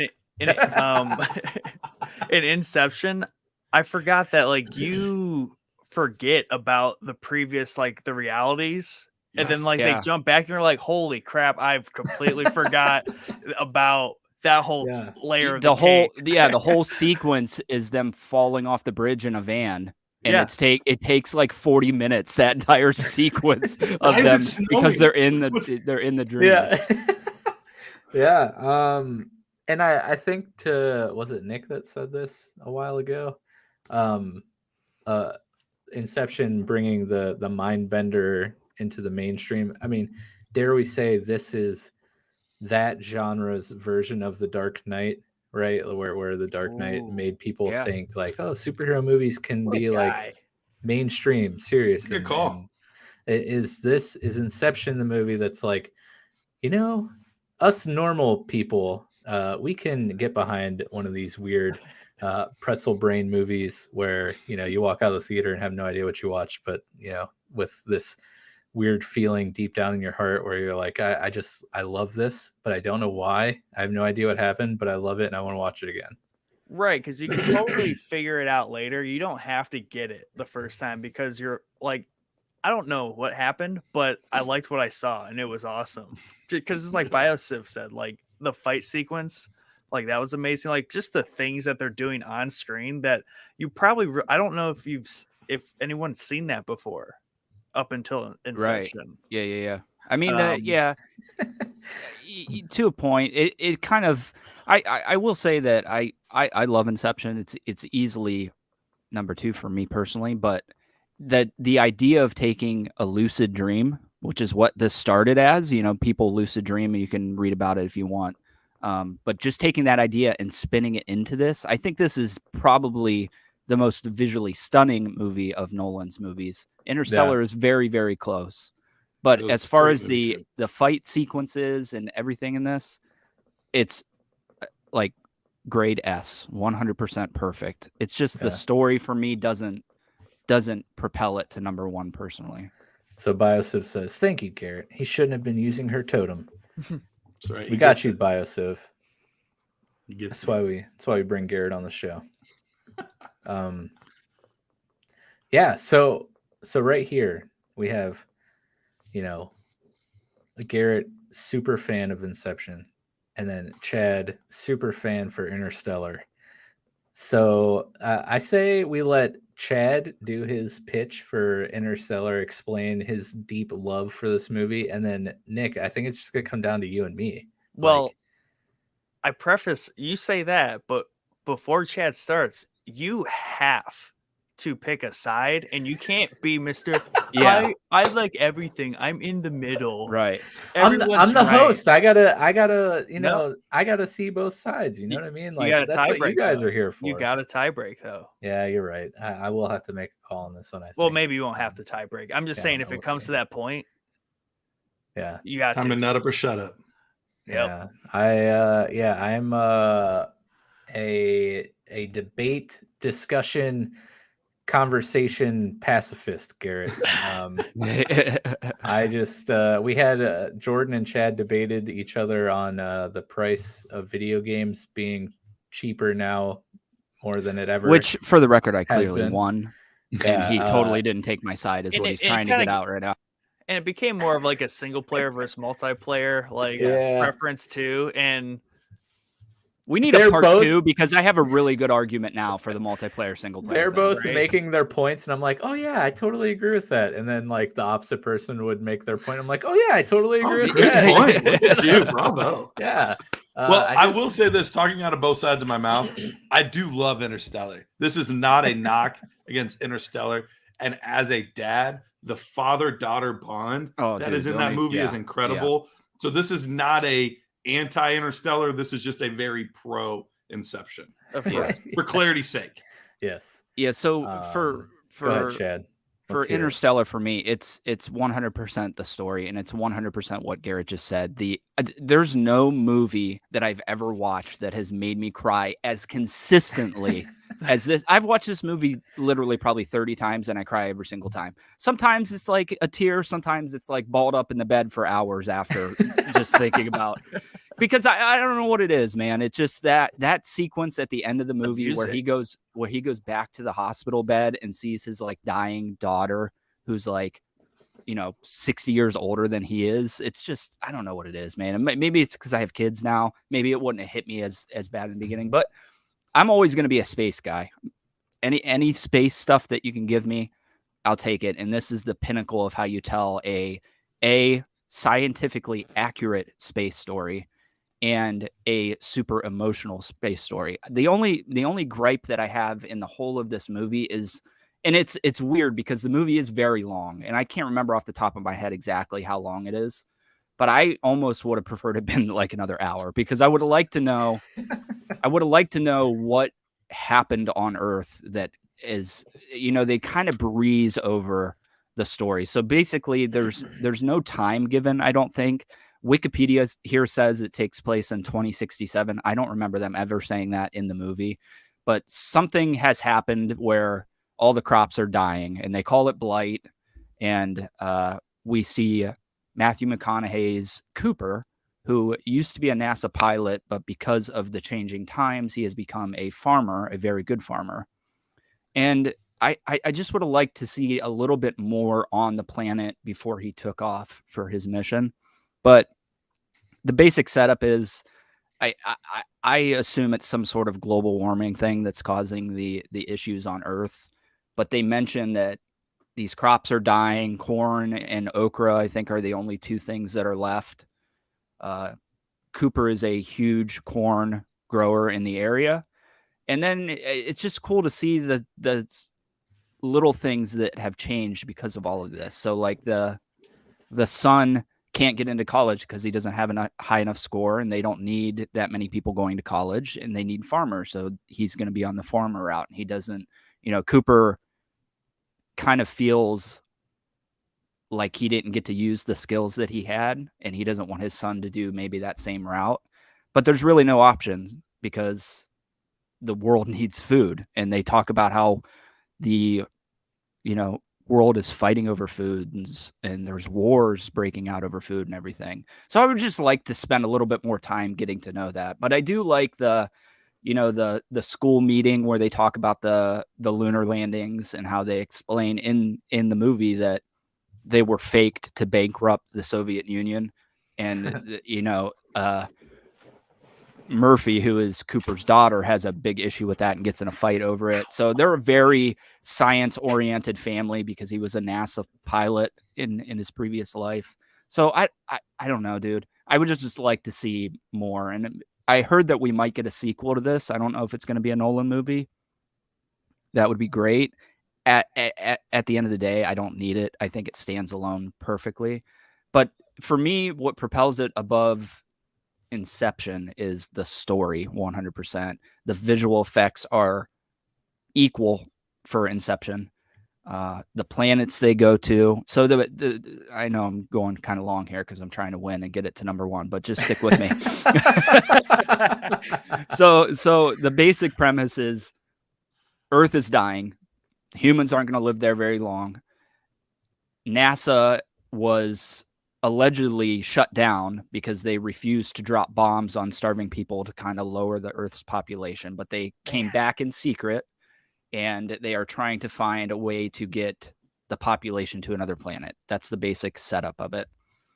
And things happen that lead Cooper and Murphy, his daughter, to the NASA facility, where they kind of lay out this huge plan where they found a wormhole and it's out near Saturn, and it takes them to another part of the universe. And in this part of the universe, there's potentially 12 habitable planets, which is absurd. Probably would never happen. But for the movie, we'll say, yeah, sure. Yeah, 12 of them in this one little area. But yeah, so they go off into this wormhole and try to venture out and find a new planet for the human race.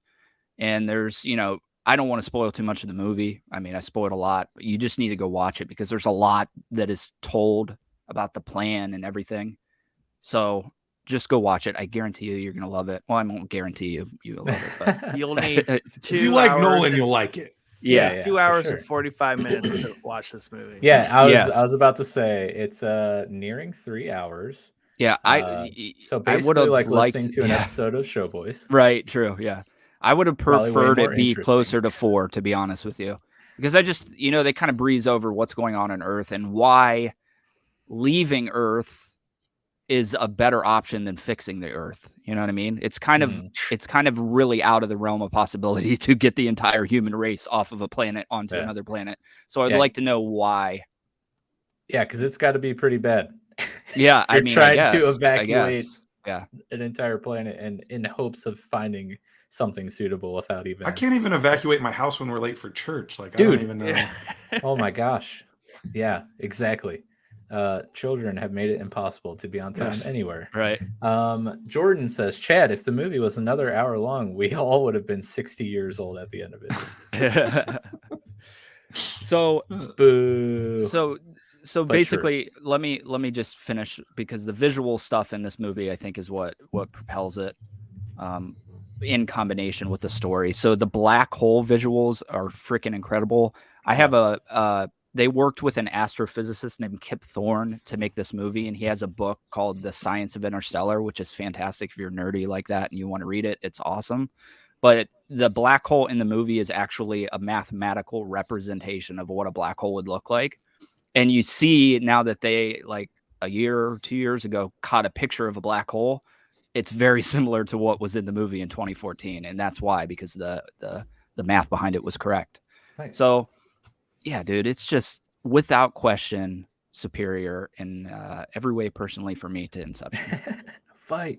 No, I got to say, as iconic as the hallway fight scene is in Inception, the scene of them on the like weird gravity planet with the like so gigantic wave, equally as iconic. I'm glad you brought that up, because I got to point out something that maybe a lot of people know, maybe they don't know, but when they're on that planet, so the whole gist of the movie is that planet is so close to the black hole that the gravitational pull will slow the astronauts' time. Their inner clock down slower than back on Earth. So I think in the movie, it's every hour they spend on that movie would be, I can't remember, 7 years back on Earth or something like that. Yeah. So that's relativity. You can look that up if you're interested in nerdy science stuff. It's an actual theory that you can actually measure here on Earth. But the cool thing about that scene, outside of the ginormous waves, which are freaking fantastic, the score in the background has a very constant beat to it. If you listen to the scene, you can hear a very constant beat to it. And each one of those beats is a year back on Earth. Oh, so yeah, if you calculate it, and I calculated it out, and it is accurate. So it's super cool that it's like something that you probably wouldn't even notice. You just think it's really cool music in the background, but you can hear the ticks going. That I think it's a year. I could be off on the exact time, but each one of those ticks is a set amount of time back on Earth, which is such a Nolan thing to do. Yeah, right. Okay, good. Two good cases. Nick, how do you feel? What's number two? What's number one? Because I feel like this is just going to be, a duo choosing here. I think Garrett needs an option to rebuttal after that, just in case he wants to add some layers to the cake. I mean, how much time do we have? Well, we're As only much as halfway it through takes one to of get our Interstellar normal to number episodes, one. So however long it takes you to realize it, we'll be I here just for don't it. want you to feel disenfranchised against what Chad just did for Interstellar. So because I saw your face go across a couple times. So if you have any rebuttals, I think we should have that. Well, there's a few things. One, as much as now I regret giving that point about the father-daughter. That's dumb. That part doesn't matter. No support. The movie sucks. Yeah, I hate this movie now. Take it off the list. No, I think there is an incredibly strong pull at the heartstrings in Inception as well, because the whole concept of the movie is Leo's character is just attempting to be able to be allowed back to finally see his kids once again, because the only way he has seen his kids is in this vision that he has over and over and over. But every time he almost gets to his kids, he turns around and goes to leave them board the plane, so he can't even see his own children's faces. So brutal. He wants so badly to get back to his children. But what's keeping him from being able to do that is his wife, which isn't even her. It's this projection of her in his dreams that are preventing him from being successful on these missions. And all along the way, she's sabotaging him in order for him to try to be able to be successful in implanting this concept, this idea in this business owner, the CEO, this monopoly, the guy's head of your father wants you to build something for yourself. So even, the guys that would be considered not the good guys, it's still this like heartwarming thing where this kid wants acceptance from his dad, and and they plant that in there, but it's obviously for selfish motives to break up their monopoly. And so there's all of these things that pull into it. And you mentioned the beat in the music, which is fascinating. I did not know that. That's awesome. Christopher Nolan's brilliant. But they tie in music into Inception beautifully as well. That's how they time how long they have in each dream space in order to jump from one space to another. I can't hear that song now without like thinking of Inception, because they've used it on like commercials and stuff. And I'm like, wait, Inception's on? No, it's, it's just that song that they use, whatever French, I don't know what it is, but it's beautiful. So there's, for as much as it's visually appealing and it's a mind bender to the nth degree of going levels deep into people's dreams, a dream inside of a dream, and then this nothingness space that doesn't even exist, and yet it does, and they're building things in this expanse of nothing, and the only way to get back is to die, and it's crazy concepts, but all of that, there is still this beautiful plot line of family all tied out throughout it. Yeah. Okay. So I'll stop there. I'll stop. Yeah. My turn. So I do agree with you that there is an emotional story to Inception.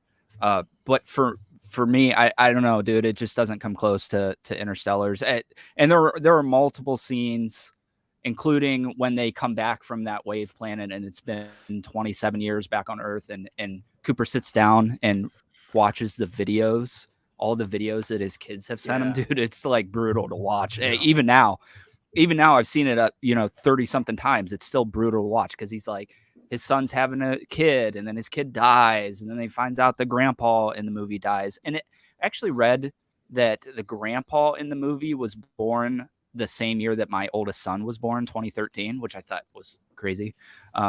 Just a cool little thing. I don't know what the timing is. I don't know where to go, because they don't really ever touch on it. But and then Murphy coming on, and she's very, very bitter about her father leaving her at such a young age. And you see that in a sequence when he leaves, which is another heart-wrenching moment to watch. I don't know, man. It just doesn't hit me in the feels as much as Interstellar does. But that's all I have to say, I think, on Interstellar. Interesting. Wait. Sorry. One more thing. I do want to point out that everything leading up till the end of the movie when they go in the black hole is all based on Kip Thorne's mathematics, essentially. So obviously we don't know what happens when you go in a black hole. That becomes the science fiction portion of this movie. This movie is science fiction, obviously, but Christopher Nolan wanted the ship to fly faster than light, and Kip Thorne wouldn't let him do it because we can't do it. So there was a lot of those things throughout the movie that he wanted to do that Kip Thorne stopped him from doing it, and I think it made a better science movie because of him being on the movie. You know what I mean?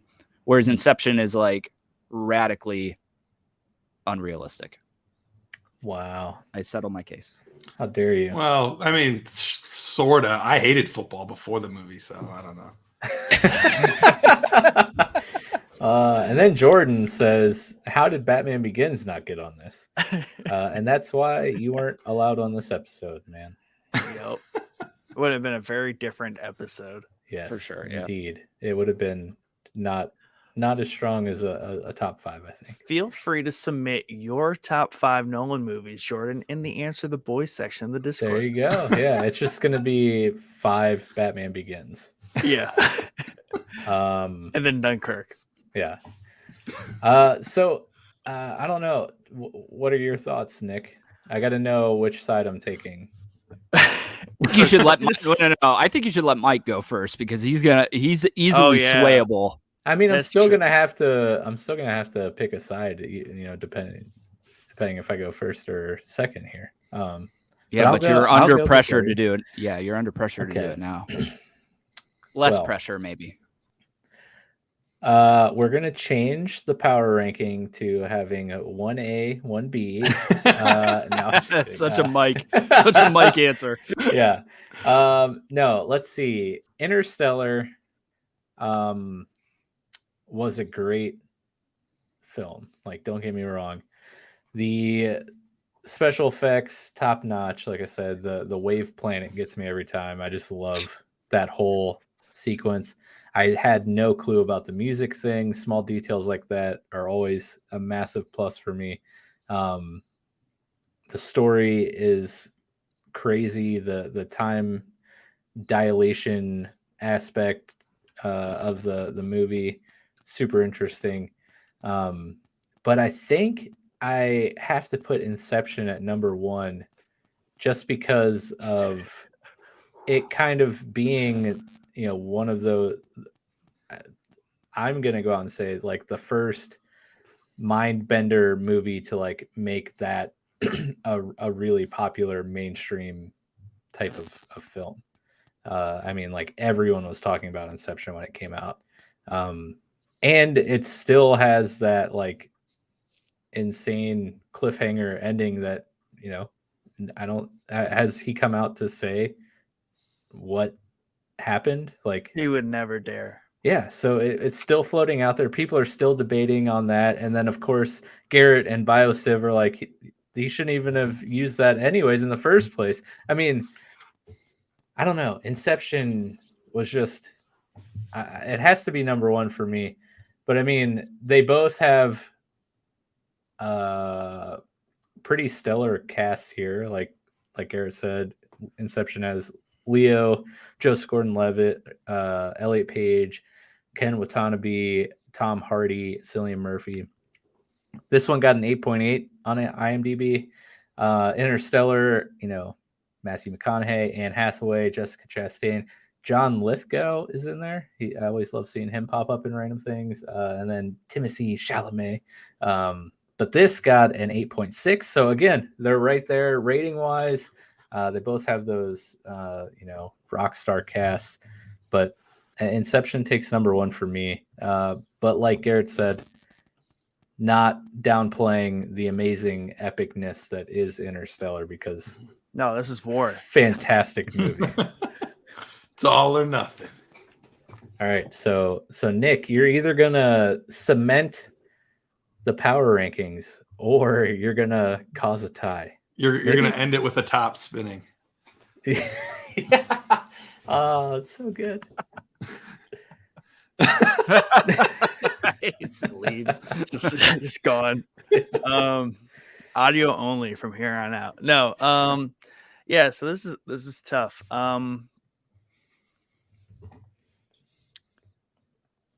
Very tough, but it's only tough because I'm gonna create a tie. And Interstellar, it just in my mind, like, is hands down over Inception. And I'll cite previous arguments here. So the fact that Mike cites it as like kind of like the pop culture like breakthrough for like these types of movies, I kind of count that against it because it also has all the like flack from just like all the dumb people out there that just make fun of it. Because it's made fun of by like South Park and just like everything. This movie went through the ringer. And it's hard to shake that. And it's a little bit of reason why maybe I do discredit it and don't go back and watch it as often as I might in Interstellar. And while Chad has some really great points about Interstellar, I might only really overlap with him. Like for my points would be like obviously the sentimental ones, like the whole video comm thing with like the daughter over many years, like that stuff's like brutal, and like that whole string through that movie, brutal. But the reason that movie is so impactful to me is because just like it's, while it is like, I wouldn't call it science fiction, it's science theory, Chad. And it's more so less the science, it's like the philosophical items that it touches on in terms of like time. That's like the big one, and how time, and this is also Matthew McConaughey thing too, because from True Detective and in Interstellar, Matthew McConaughey is citing this whole idea that time is a flat circle. In both of in those movies, in True Detective and Interstellar, it's the same concept, and I'm really on board with that concept. And that's that crazy scene where he goes through the wormhole and then he's like in this weird dimension. Yeah, the Tesseract at the end. Yeah, and he can see it all, and it was just like a really cool way to visualize such an abstract concept, right? And it kind of made it make sense with, because otherwise you're sitting there kind of discussing that and you're like, what am I even like trying to say? And somehow he made it. Yeah, and then you're just like, this is what I was trying to say. Yeah, just like he kind of figured out how to visualize that and make it make sense in a movie. And I don't know, that was just the concepts of that time, all throughout the movie, just like the wave planet, right? And just the fact that you got someone, they're 5 minutes apart, like it was 5 minutes in the one, or it was like 40 minutes or something one time, and then many years in the other. But yeah, it just feels like more of an epic to me, like just a huge movie on like every level and scale. And I think Inception obviously does that too, but I do count the whole, it got dragged through the mud by everything against it. Isn't it also the source of one of the really popular memes of the guys laughing and pointing?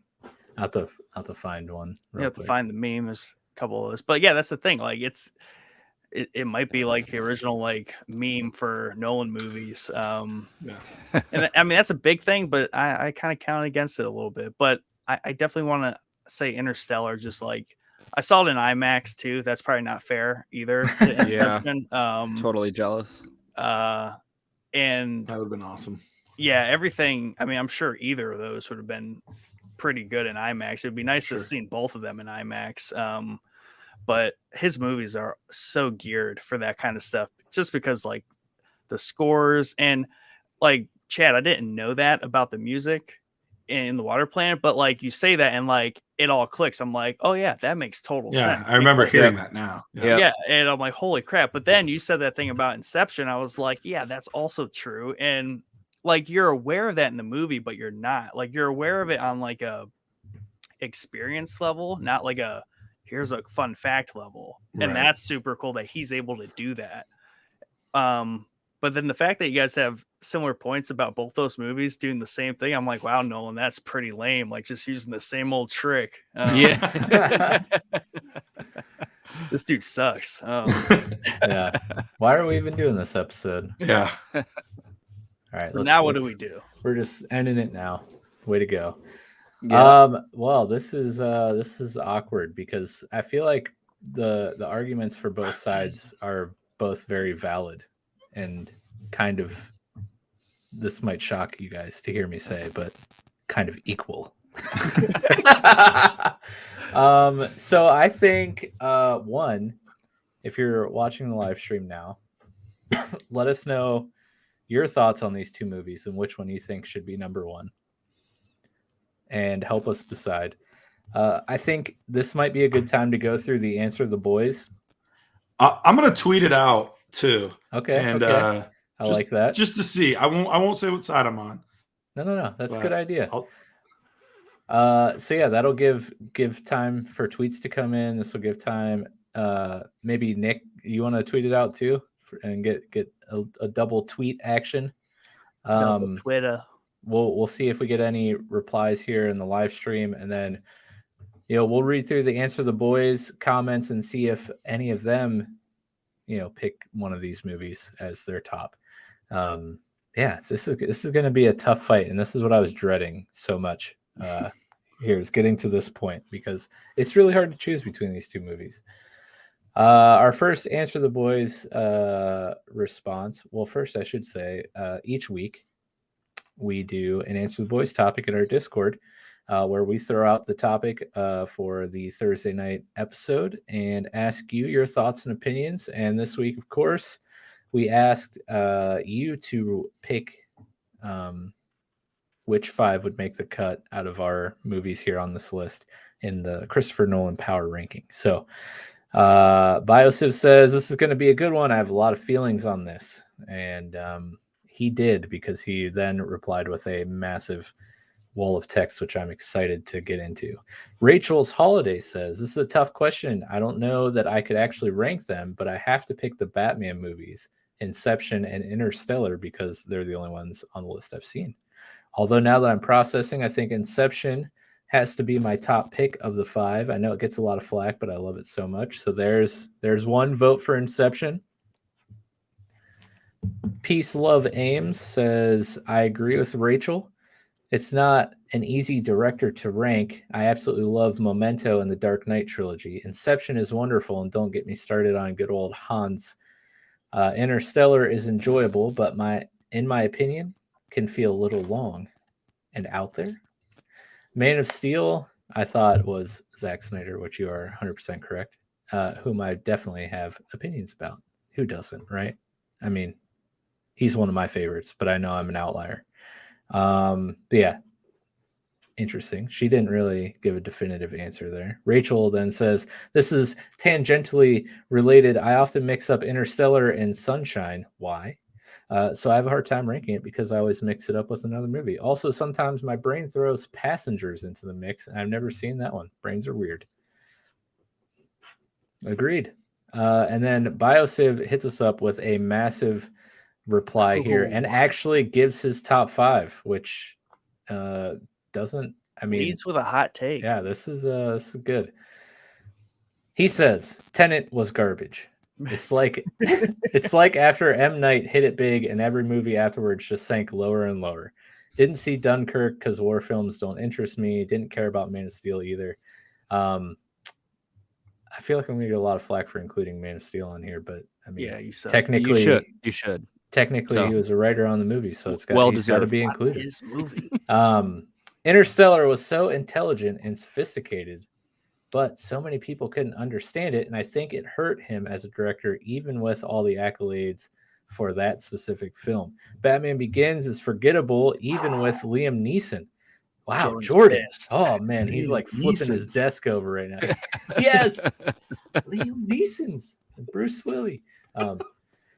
The Dark Knight was brilliant, and the follow-up Dark Knight Rises was almost as good. Inception was visually enticing and mentally stimulating. It was one of the first of its kind. I truly believe this helped pave the way for more innovative storytelling in movies. Memento is fantastic with jumping back and forth from beginning to end all the way until the reveal. It'll always be stuck with me. The Prestige was so good. It makes sense why he chose Christian Bale for Batman. The movie was his magnum opus. He will never direct a film as good as that. I won't go into it for these movies because, like I said earlier in the week, I have a lot of feelings on this. So this was the short version. Very interesting takes, very thought out and great takes. And here is his power ranking. Number 5, Interstellar. Whoa, Chad. How do you feel about that? Yeah, I mean, it's wrong. That's how I feel about it.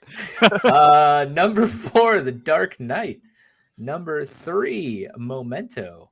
Number 2 is Inception. Memento. And number 1 is The Prestige. Number 1. Wow. He didn't even mention The Prestige in his rant, did he? He did. He said okay. The Prestige was so good. It makes sense why he chose Christian Bale. The movie is magnum opus. Oh, yeah. He will never write or direct a film as good as that. It's a good one. One. We've upset everyone with our list. Yeah. Well, I think Bio did a great job of probably upsetting everyone with his list. But hey, that's the thing. Art is subjective. It's not like, well, I mean, I guess it could be like, football or sports. There are statistics, right? You got the box office numbers, things like that. But I mean, largely, everyone's gonna have a different opinion on the movie. It's not like seeing, a quarterback throw for like 9 million yards and being like, wow, that guy threw for 9 million yards. That was amazing. I don't know. I mean, we got 1 vote for Inception as number 2 and 1 vote for, let's see. After that. And 1 vote for Inception as number 1 and 1 vote for Inception as number 2. But no votes for Interstellar being 1 or 2. Yeah. So do that math. I'm not good at math. Yeah, not even doing math. There's some really good points in there. And I think who was it? Both Rachel and Peace Love Ames have really good, like, subtle points about Interstellar and their responses. Enjoyable, like she said, a little out there, right? It is a little out there. And then Rachel, she gets it confused with other movies. And I think those are good points in the fact that Interstellar might have been too big, right? To really capture everyone's like attention. And it was so big, so sophisticated that it gets lost on so many people. I think for that reason. Right. But I like it for that. I like it for that reason too. And the reason for that is because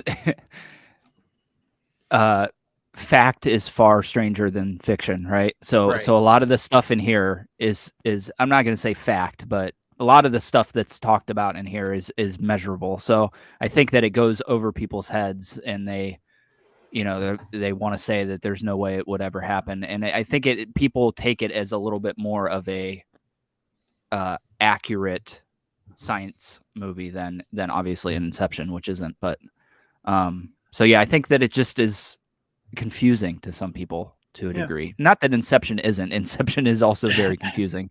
But I think it's probably less confusing. It was more catchy for people. Like, people could still watch it, enjoy the movie, not be bored that it's 3 hours long, and be like, oh, that was pretty cool. Leonardo Dicaprio, guns, right? Time, like jumping through, like, stuff happened. It was cool. I'm never going to understand it, but I like that movie. So I think, that makes me flip my response. Oh, I think the other thing, because one of the comments you mentioned was a good point, that it can get a little bit confused with other movies. Now, I will never confuse it with other movies because Interstellar is an incredible movie and stands on its own. But I can understand how it would versus Inception, because the concept of a dream world in space is so far out there, different than space is. There's a lot of movies about space, even though this one was done to another level. Yeah.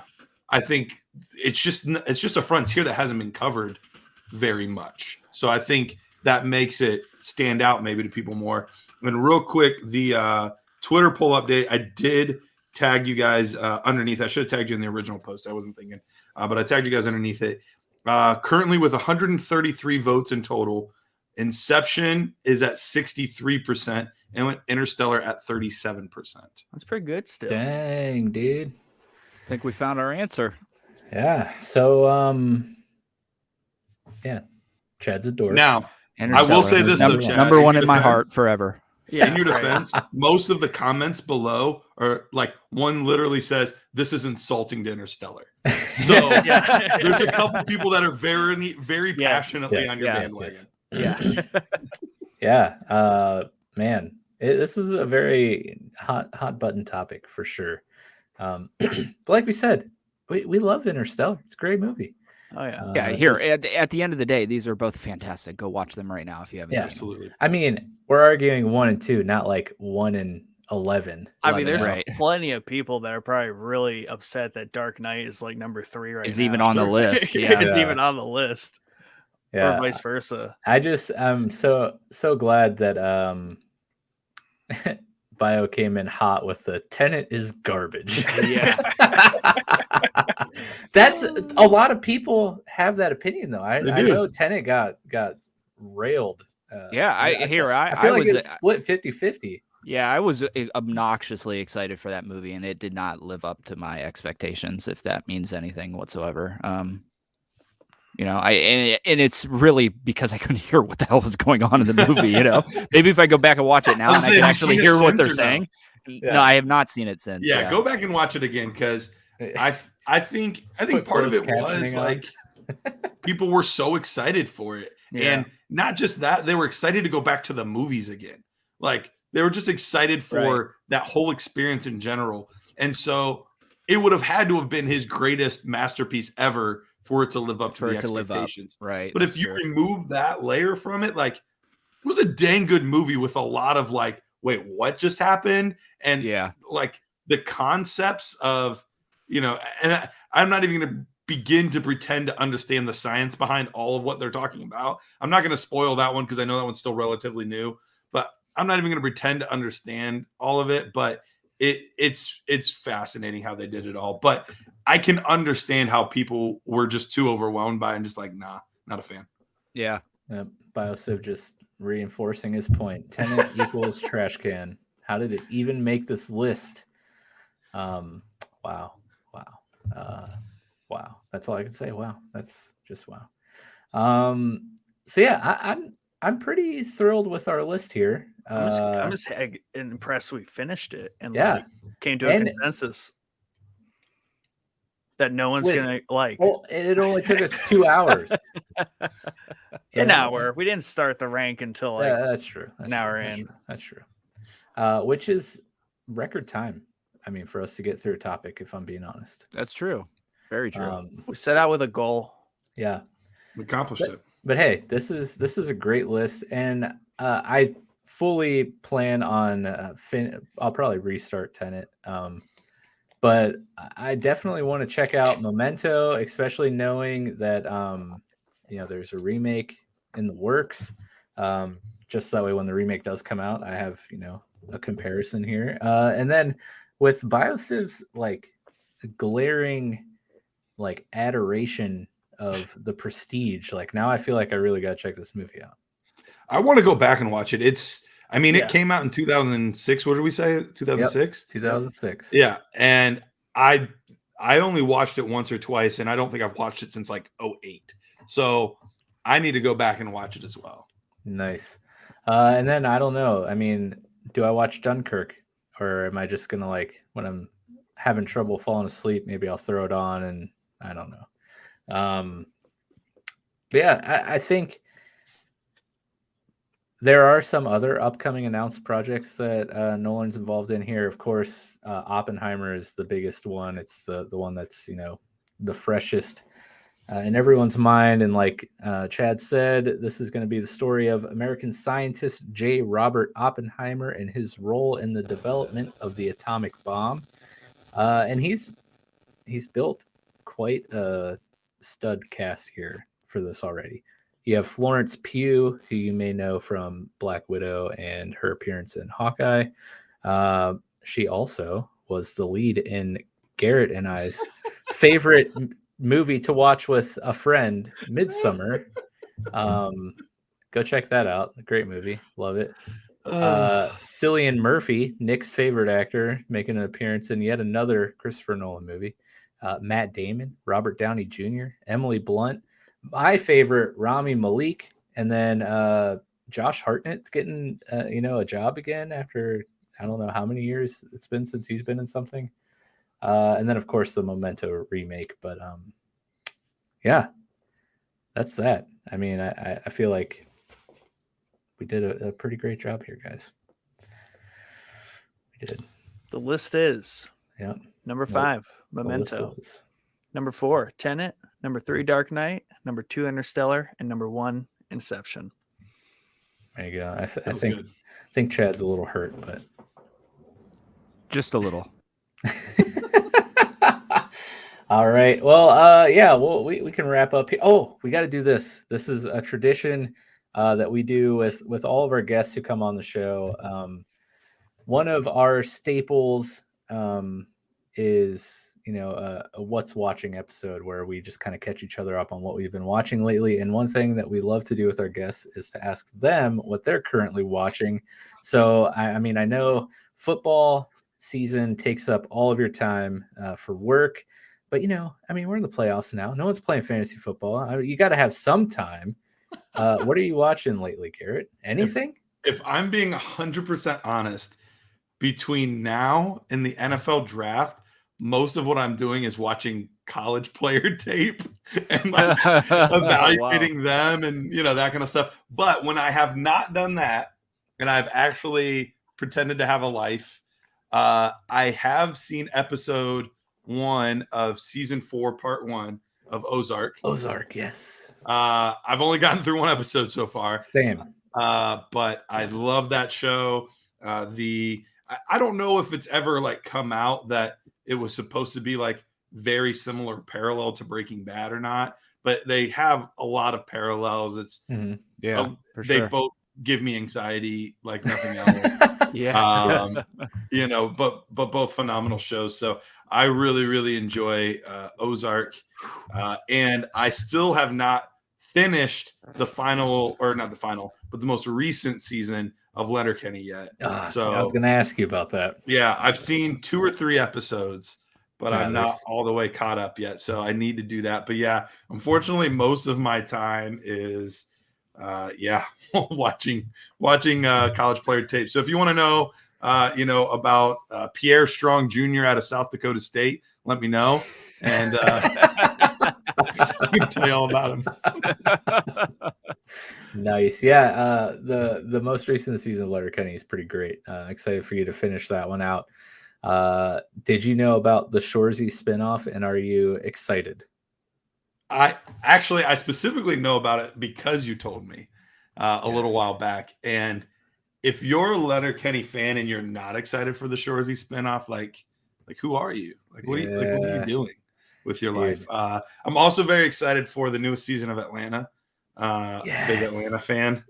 So I'm excited for that. That's coming soon. That is. It's a month and a half? Yeah. I mean, hey, we've been waiting, 3 years for this show? Yeah. It's been kind of ridiculous. So definitely excited about that. Movie wise, I haven't really seen any movies lately, except for the 800th time I've rewatched Hot Rod. But other than that, I haven't really watched any movies very recently. Nick, have you seen any of the teaser trailers for Atlanta? Because there's a few out there floating around. I think I'll stay away. Yeah. I'm so excited for that show to come back. Yeah. Might as well at this point, right? It's been 3 years. Why spoil it now? You can't wait another month. I mean, I'm just gonna wait. Wait. Awesome. So with that being said, you want to plug your Twitter or the podcast again? Because Sure. we'll have so many crossover listeners. I'm sure. Well, as soon as I said Pierre Strong, people are like, Yeah, "Oh they're yeah, like, yeah, I love this guy. I love Definitely. South Dakota Yeah. running backs." This guy knows what he's talking about. Yeah, for I know sure. that guy. No, Friggin' it's South Dakota. yeah, no, we get too deep. Like it's bad. But anyway, yeah, dynastynerds.com is the website. All kinds of stuff from rankings. We talked about the podcast, obviously, some really cool tools to help you manage your teams and different things like that. You can find me on Twitter at Dynasty Price. I do talk a lot of fantasy football, so if that's not your thing, probably don't follow me or maybe follow me and mute me. I don't know.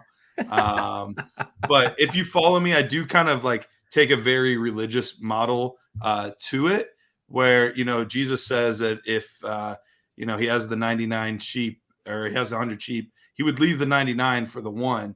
And if you unfollow me on Twitter, I will leave all my followers to come find you and make sure you follow me again. So, yeah, that's kind of how that works. So maybe just don't to begin with. He's just a loving shepherd on Twitter. Yeah. He cares I'm about a lot like Jesus. But really, you just called all of your followers sheep. I'm not sure how that's going to go over. My sheep. Yes. But yeah, dude, thanks so much for coming on. It was a blast. I'm excited that this finally happened because we've talked about it forever. Yeah. Definitely, miss you living like 30 feet from my house. Know, man. It was fun. But yeah. I watched Midsummer with him, and there are some very awkward moments in that movie, and I didn't tell him anything about it, and it was great. it definitely, similar to Anna and the Apocalypse, he gave me like no warning ahead of time. It's like, oh no, this is a really good one. And then there's some like very incredibly awkward, intimate scenes where like two guys sitting on a couch. Have either of you guys seen that movie?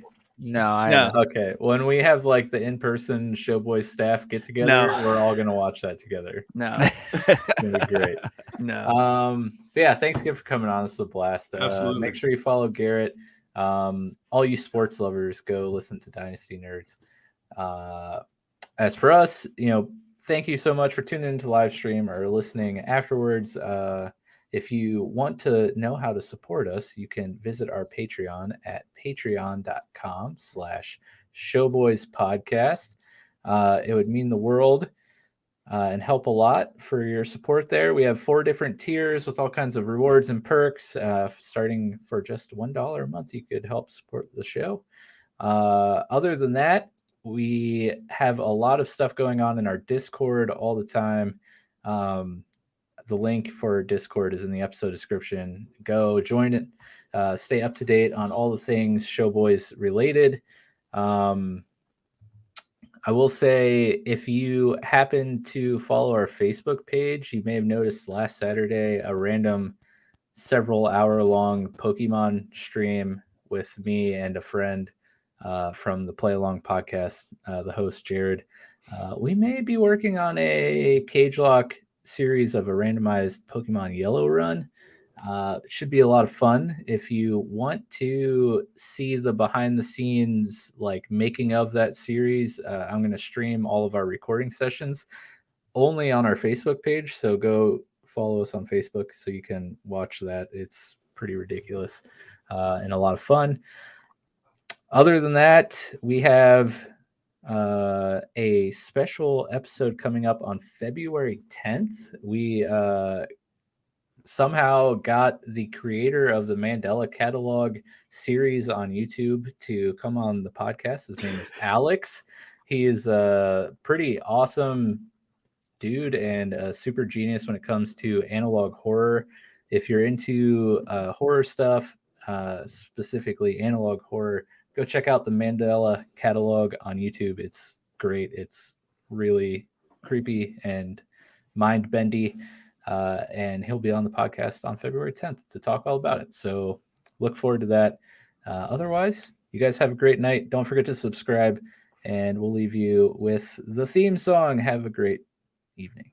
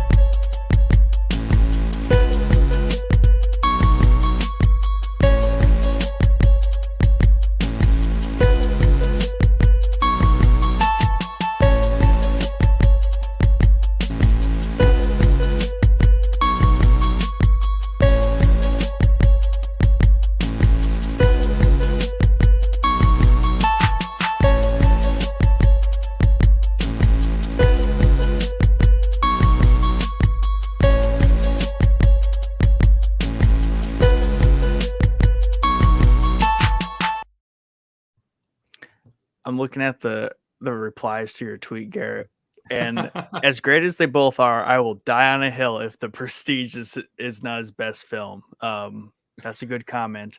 And I thank you for giving me another reason to not watch Breaking Bad, because you just told me that Ozark is basically the same thing, and I like that show. So why waste time watching Breaking Bad, right? There you go. No need. Wow. Yeah, Hunter Brooks. Wow. I never thought I would see another person say The Prestige is his best. Dude, don't let it trick you, man. It's Interstellar is the best. The poll's getting closer. It's 60-40 now. Yeah. It's getting closer.